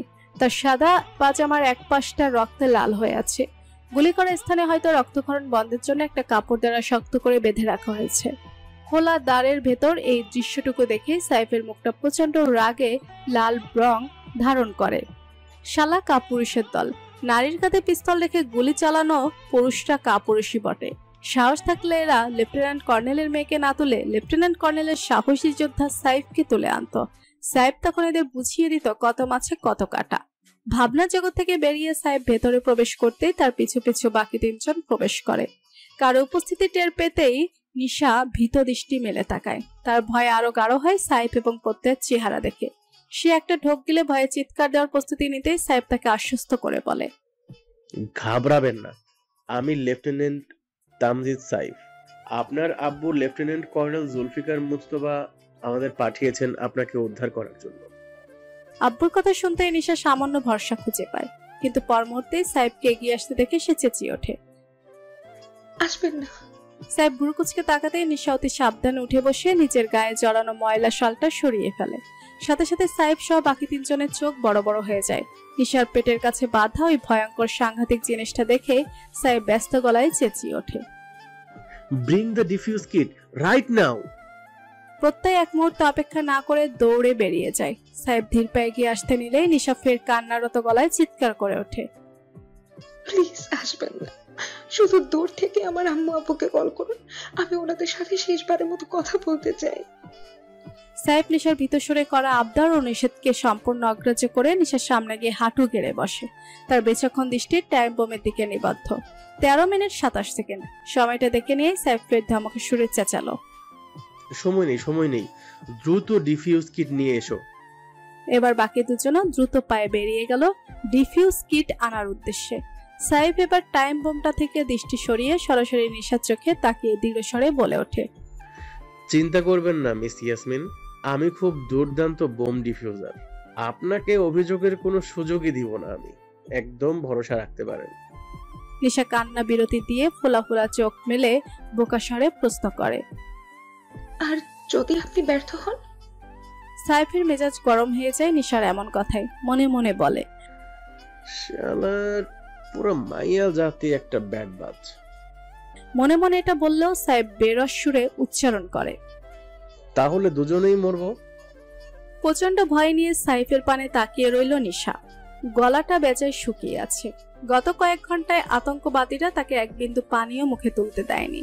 পায়ের ব্যথাটাও এক প্রকার সহনীয় হয়ে গিয়েছে এই পর্যায়ে। নিশা ক্লান্ত দেহটা দেয়ালে এলিয়ে দিয়ে খরা ধরা গলায় বলে, আপনি চলে যান ভাইয়া, মরতে হলে আমি একাই মরবো। দেশের জন্য জীবন গেলে তো আমাকে শহীদ বলা হবে, তাই না? সাইফ অবাক দৃষ্টি মেলে নিশার দিকে তাকালো। ভীতু মেয়েটা হঠাৎ মরার কথা বলছে কেন? সাইফ প্রশ্ন করে। কিন্তু মৃত্যুকে ভয় পাও না? নিশা ব্যথাতুর চোখে তাকিয়ে থেকে বলে, বাবা সব সময় বলতো মাতৃভূমি সবার উপরে, দেশের জন্য জীবন গেলে তাতে ভয় অথবা আফসোস করতে হবে না আর। সপ্তদশী রমণীর মুখে এই ভারী কথাগুলো খুব পছন্দ হলো সাইফের, কিন্তু সে কিছু বলার পূর্বেই প্রত্যয় ব্যস্ত পায়ে ডিফিউজ কিট নিয়ে প্রবেশ করে। সাইফ এক মুহূর্ত বিলম্ব না করে সাথে সাথে প্রয়োজনীয় সরঞ্জাম নিয়ে প্রস্তুত হয়। হাতে সময় আছে কেবল 8 মিনিট 43 সেকেন্ড। সাইফ প্রত্যয়ের দিকে তাকিয়ে বলে, সবাইকে নিয়ে নিরাপদ দূরত্বে সরে যা। প্রত্যয় একরোখা স্বরে বলে, ওদের আমি ইতিমধ্যে দূরে সরে যাওয়ার কথা বলে এসেছি, তুই তাড়াতাড়ি বোম ফিউজ কর। সাইফ গভীর মনোযোগে বোমের প্রতিটা তার দেখতে দেখতে উত্তর দেয়, আমি তোকে যেতে বলেছি প্রত্যয়, তুই নিজের কাজ কর। সাইফ এই পর্যায়ে রেগে গিয়ে বলে, শালা বাংলা সিনেমা পাইছস? তোর এইসব রং ঢং বিয়ের পর নিজের বউরে দেখাইস, এখন আমার চোখের সামনে থেকে দূর হ। প্রত্যয়ের চল শক্ত হয়ে আসে। সে কিছু বলবে তার পূর্বেই সাইফ চেঁচিয়ে ওঠে, আই সেড গো। ব্যাস, সাথে সাথে প্রত্যয় সেখান থেকে প্রস্থান করে। সাইফ একটা দীর্ঘশ্বাস ছেড়ে মনোযোগ দিয়ে আপন কাজে ব্যস্ত হয়ে পড়ে। নিশা চোখ বুজিয়ে মনে মনে কালেমা পড়তে ব্যস্ত। তখন সময় যখন আর কেবল 1 মিনিট বাকি, তখন সাইফের কণ্ঠ তার কানে ভেসে আসে, চোখ খুলুন মিস ইয়াসমিন, আনফরচুনেটলি এই দফায় আমাদের দুজনের একজনও শহীদের মর্যাদা পেলাম না। নিশা ভীত চোখ জোড়া মেলে তাকায়। না, টাইম বোমের সেই টিকটিক শব্দ এখন আর কানে ভেসে আসছে না, বরং উল্টো সেই বোমের একটা নীল রঙা ওয়াপ কাটা অবস্থায় দেখা যাচ্ছে। সাইফের দক্ষ এবং সুনিপুণ হাতে এই বোম ডিফিউজ করার ঘটনাটা নিশার ঠিক বিশ্বাস হলো না। সে অবিশ্বাস্যকর গলায় প্রশ্ন করে, Am I safe now? নিশার এই বোকা প্রশ্নে সাইফ বরাবরের মতোই বিরক্ত হয়। মনে মনে শুধায়, মাইয়া মানুষের এই এক সমস্যা, নিজের চোখে দেখা ঘটনাও এরা সহজে বিশ্বাস করতে চাবে না। সাহেব নিশার প্রশ্নের উত্তর না দিয়ে নিজের ইউনিফর্মের বুক পকেটে থাকা ওয়াকি টকিটা বের করে প্রফুল্ল গলায় শুধায়, দ্য বোম ইজ ডিফিউজড। কথাটুকু বলেই ওয়াকি টকিটা ফের পকেটে রেখে সাহেব উঠে দাঁড়িয়ে প্রশ্ন করে, হাঁটতে পারবেন ম্যাডাম? নিশা চোখ তুলে সাইফের পানে তাকায়। সম্পূর্ণ বাম পা তার অবশ অনুভূত হচ্ছে, তবুও মুখ ফুটে সে কথা না বলে সে মৃদু মাথা নেড়ে বুঝায় যে সে হাঁটতে সক্ষম। সাইফ দুহাত পিঠের পেছনে ভাঁজ করে দাঁড়িয়ে নীরবে পর্যবেক্ষণ করে নিশার ক্লান্ত আহত দেহ টেনে উঠে দাঁড়ানোর ব্যর্থ প্রচেষ্টা। অতঃপর একটা দীর্ঘশ্বাস ছেড়ে সে নিজেই নিচের দিকে ঝুঁকে নিশাকে পাঁচ কোলে তুলে নিয়ে মনে মনে বলে, এই প্রজাতির আরেক সমস্যা হলো এরা কখনো মুখ ফুটে কি সমস্যা তা বলতে চায় না। আচমকা কাণ্ডে নিশার লজ্জায় মূর্ছা যাওয়ার কথা থাকলেও সে তীব্র ব্যথায় এক হাতে বাম পা চেপে ধরে আর্তনাদ করে ওঠে। পাজা কোলে ওঠার ফলে তার সম্পূর্ণ শরীর মনে হচ্ছে এখন হাওয়ায় ভাসছে, পা দুটো ঝুলে আছে। সেই দুই পায়ের মধ্যে তার পাটা মনে হচ্ছে এখনই হাঁটুর নিচ থেকে ছিঁড়ে পড়ে যাবে। কি তীক্ষ্ণ যন্ত্রণাদায়ক সে ব্যথা! নিশা তীব্র ব্যথার তাড়নায় নিজের চিকন হাতের আঙুলগুলো দ্বারা সাইফের ইউনিফর্মের বুকের কাছটা খামছে ধরে। নিশার ব্যথাতুর মুখশ্রীর পানে তাকিয়ে সাইফ শান্ত গলায় শুধায়, আর কিছুক্ষণ ধৈর্য ধরুন, এখান থেকে সোজা হসপিটালে নিয়ে যাওয়া হবে আপনাকে। সাইফের কথা শেষ হতে না হতেই দুজন লেফটেন্যান্ট ভিতরে প্রবেশ করে। সাইফ নিশাকে নিয়ে বেরিয়ে যেতে যেতে তাদের একজনকে বলে ওঠে, তুমি কিটটা গুছিয়ে নিয়ে আসো সামির, আমি ইয়াসমিন ম্যাডামকে নিয়ে পিক আপ পয়েন্টে যাচ্ছি, ওনাকে আর্জেন্ট হসপিটালে নিয়ে যেতে হবে। সামির কিট গোছাতে ব্যস্ত হয়ে পড়লে সাইফ এবং অপর লেফটেন্যান্ট সেই বাড়ি থেকে বের হয়ে দ্রুত পায়ে বাকিদের সহ পিকআপ পয়েন্টের দিকে এগিয়ে যেতে থাকে। তারা যখন সেই বাড়ি থেকে ঠিক 81 কদম দূরে এসে পৌঁছেছে, ঠিক সেই মুহূর্তে পেছন থেকে ভেসে আসে বিকট ভয়ঙ্কর শব্দ। শব্দের উৎস খুঁজতে পেছনে ফেরার পূর্বে কোনো এক অজানা শক্তির ধাক্কায় এক নারী সহ 5 জন যুবক ছিটকে এক দিকে পড়ে গেল। বিকট শব্দের পর চারিদিকে ছেয়ে গেল পিনপতন নীরবতা। সেই নীরবতাকে চূর্ণ করতেই বোধহয় নিশা মৃদু স্বরে গোঙালো। ধোঁয়ায় চারিদিকটা বেশ আবছা আবছা হয়ে আছে, পরিষ্কার কিছু দেখা যাচ্ছে না। সাহেব কাশতে কাশতে সোজা হয়ে উঠে বসলো। তার ঠিক সামনে মাটির উপর পড়ে থাকা নিশাকে দেখে এগিয়ে যেতে নিয়েও সে থেমে গেল। হতভম্ব ভঙ্গিতে চকিতে পেছনে ফিরে সেই বাড়ির পানে তাকালো। মুহূর্তেই সে তীব্র স্বরে চিৎকার করে উঠল একটা নাম ধরে, সামির। প্রত্যয় ইতিমধ্যে উঠে ছুট লাগিয়েছে সেই বাড়ির দিকে। হতভম্ব আরো 2 জন লেফটেন্যান্টরাও সেদিকে ছুটে গিয়েছে। সাহেব বিস্ময় কাটিয়ে উঠে সামনে এগিয়ে যেতে নিলেই একজন লেফটেন্যান্ট তাকে বাধা দিয়ে বলল, আমাদের ম্যামকে নিয়ে এই মুহূর্তে এখান থেকে যেতে হবে, শি ইজ ইনজিউরড। সাহেব আটকে রাখা নিঃশ্বাস ছেড়ে অতি কষ্টে উচ্চারণ করল, সামির ওই বাড়ির ভেতর ছিল, ও ইনজিউরড, ওকেও নিতে হবে সঙ্গে, লেট মি গো। লেফটেন্যান্ট আটকে রাখা কান্না গিলে নিয়ে বলে, ওই বাড়ি অক্ষুণ্ণ নেই, ওখানে এখন সামিরের ইনজুর্ড বডি না, বরং ওর ছিন্ন বিচ্ছিন্ন শরীরের অংশ পাওয়া যাবে। সাহেব ধপ করে ফের মাটিতে বসে পড়ল। দূর হতে ভেসে আসছে প্রত্যয় সহ আরো 2 জন লেফটেন্যান্টের চিৎকার। হিতাহিত জ্ঞানশূন্য সাহেব নিষ্পলক চেয়ে রইল সেই পানে। এরকম অসংখ্য স্বামীর মাতৃভূমির মাটিতে দেশের স্বার্থে শহীদ হচ্ছে। কজন আর নাম জানে এই দেশের সাধারণ নাগরিকরা? এইরকম বহু স্বামীরা এই দেশের মাটিতে জন্ম নেয় বলেই হয়তো সাধারণ নাগরিকরা নিশ্চিন্তে রাতে ঘুমাতে পারে, কারণ তারা জানে এই স্বামীরাই একদিন বড় হয়ে তাদের এবং মাতৃভূমির সুরক্ষার জন্য নিজেরা রাতের পর রাত নির্ঘুম পার করবে। যে নির্ঘুম রাতের সাক্ষী কেবল মহান প্রতিপালক। অতঃপর একদিন তারা এভাবেই চিরনিদ্রায় শায়িত হয়। সন্তানের ঘরে ফেরার অপেক্ষা করা পিতামাতার কাছে পৌঁছায় সন্তানের বুলেটে জর্জরিত নিথর দেহ কিংবা ছিন্ন বিচ্ছিন্ন দেহাংশ। নিবিড়ভাবে চোখের সামনের বিধ্বংসী দৃশ্যপট দেখতে থাকা সাহেব তার সম্বিত ফিরে পায় এক রক্তাক্ত হাতের ছোঁয়ায়। সাইফের ডান হাতটা সেই হাতের ছোঁয়ায় মুহূর্তেই লাল বর্ণ ধারণ করলো। মাথা ঘুরিয়ে পাশে চাইতেই সে দেখলো জীবন তৃষ্ণায় তরপাতে থাকা এক রমণীকে। অতি কষ্টে তার মুখে উচ্চারিত একটা শব্দ সাইফের কানে এসে পৌঁছায়, পানি। ব্যাস এইটুকুই। অসম্পূর্ণ কথা মুখে রেখে দ্বিতীয় দফা চেতনা হারায় নিশা। ডিউটিরত একজন আর্মির কাছে তার ডিউটি ফার্স্ট প্রায়োরিটি। তাই তো সাইফ 48 কেজি সেই নারী দেহটা তুলে নিয়ে অগ্রসর হলো অপেক্ষারত হেলিকপ্টারের দিকে। তার পিছু পিছু আরো একজন লেফটেন্যান্ট হাঁটতে হাঁটতে হাতের ওয়াকি টকি দ্বারা হেডকোয়ার্টারে পৌঁছে দিল খুদে বার্তা, the mission is accomplished with one martyr. Cox's Bazar sea বিচের কাছাকাছি এক রিসোর্টে এসে পৌঁছেছে দুর্জয়। বিশ্বস্ত সূত্রের মাধ্যমে তদন্ত করে সে জানতে পেরেছে রইস দিলদার নামক একজন ভারতীয় লোক এই রিসোর্টের দায়িত্বে রয়েছেন। সেই রইস দিলদারকে হাতে নাতে ধরতেই দুর্জয়ের কক্সবাজারে আগমন। পরিকল্পনা অনুযায়ী একজন ডাক্তারের পরিচয় দিয়ে হোটেলে চেক ইন করে সে।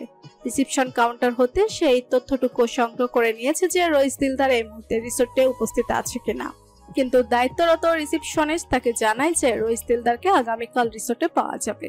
দুর্জয় আর অতি আগ্রহ প্রকাশ করলো না তার সামনে। সে বেশ স্বাভাবিক ভঙ্গিতে রুমের চাবি নিয়ে নিজের জন্য নির্ধারিত রুমে পৌঁছে যায়। রুমে পৌঁছে সর্বপ্রথম সে জুলফিকারকে কল দেয়। কিছুক্ষণ ফোন বাজতেই অপর পাশে কল রিসিভ হয়। দুর্জয় উৎকণ্ঠা নিয়ে প্রশ্ন করে, স্যার নিশা কেমন আছে এখন? জুলফিকার থমথমে গলায় উত্তর দেয়, সার্জারি চলছে ওর, আশা করছি সুস্থ হয়ে যাবে। দুর্জয় এই অবস্থায় সামান্য নরম সুরে প্রশ্ন করে, আন্টি কেমন আছে? জুলফিকার সামান্য হেসে বলে ওঠে, এইমাত্র আমাকে শাসিয়ে গেল। 2 দিন পর নিশার বার্থডে, সেই উপলক্ষে অগ্রিম একটা চমৎকার সাইকেল অর্ডার করেছে ও। নিশা সহ সুস্থ পায়ে সেই সাইকেলে বসতে না পেরে তাহলে ওর পা ভেঙে দিবে বলেছে।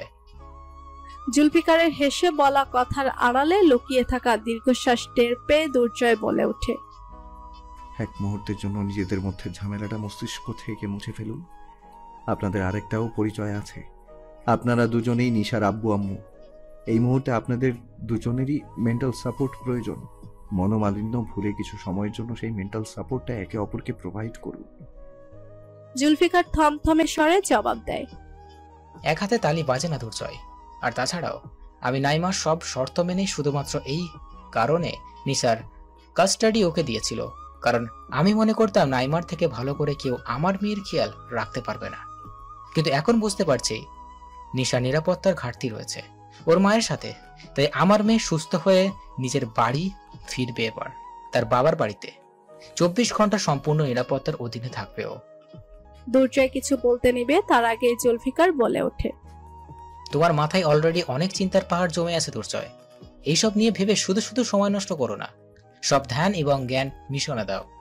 সময় হলে হসপিটালে এসে নিশার সাথে দেখা করে যেও, ও তোমাকে দেখলে খুশি হবে খুব। Roger that. ফোনটা রেখে দিয়েই দুর্জয় তার পরিধেয় শার্টের উপরে দুটো বোতাম খুলতে খুলতে ব্যালকনির দরজার দিকে এগিয়ে যায়। বারান্দা হতে রিসোর্টের সীমানার ভেতরে একটা বাচ্চা শিশুকে বাস্কেটবল হাতে দৌড়াদৌড়ি করতে দেখে দুর্জয় অনিমেষ সেই পানে তাকিয়ে রয়। চোখের সামনে ভেসে ওঠে সোনালী অতীত। নতুন স্কুলে ভর্তি হওয়ার কিছুদিনের মধ্যেই স্কুলের স্পোর্টস ক্লাবের একজন সক্রিয় মেম্বার হয়ে ওঠে দুর্জয়। পড়াশোনার পাশাপাশি নিজের দুর্দান্ততার প্রকাশ দেয় বাস্কেটবল করতে। বছরের মাঝামাঝি সময় তখন হাফ ইয়ারলি এক্সামের রেজাল্ট প্রকাশিত হওয়ায় দুদিন পরের ঘটনা। বিশাল আকাশ জুড়ে সেদিন সূর্যের দেখা মেলেনি। বাস্কেটবল কোর্টে নিজের দলের কয়েকজন ছেলের সাথে বাস্কেটবল খেলতে ব্যস্ত দুর্জয়। পরনে তার হাতা কাটা এক স্পোর্ট টি শার্ট এবং 3/4 প্যান্ট, হাঁটু সমান মোজা দ্বারা তার শ্যাম্পা জোড়া আবৃত। খেলতে খেলতে হঠাৎ দুর্জয় বাস্কেটে বল ছুঁড়ে মারতেই ফিল্ডের এক পাশ হতে ভেসে এলো একটা তীক্ষ্ণ শীষ বাজানোর শব্দ।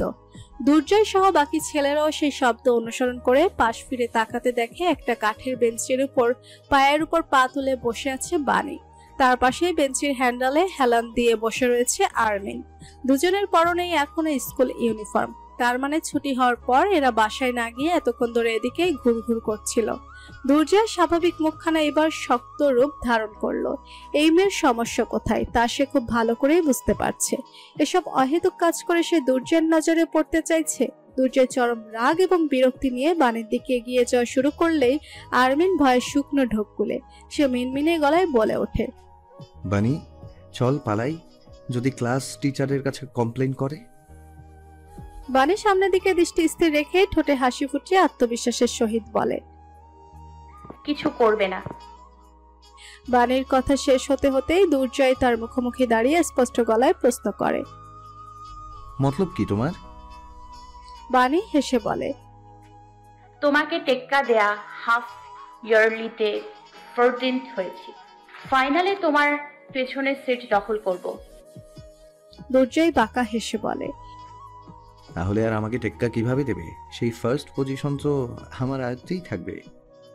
তোমার পজিশন দখল করা আমার ইন্টেনশন নয়, তোমার পাশের পজিশনটা দখল করাই আমার আসল ইন্টেনশন। সেই পজিশনে অন্য কেউ সুইটেবল না, হোক সেটা একাডেমিক্যাল লাইফে কিংবা পার্সোনাল লাইফে। কথাটুকু বলেই বানি দাঁত বের করে হেসে চোখ টিপে দেয়। দুর্জয়ের মেজাজ গরম হয়ে যায় বানির কথা শুনে।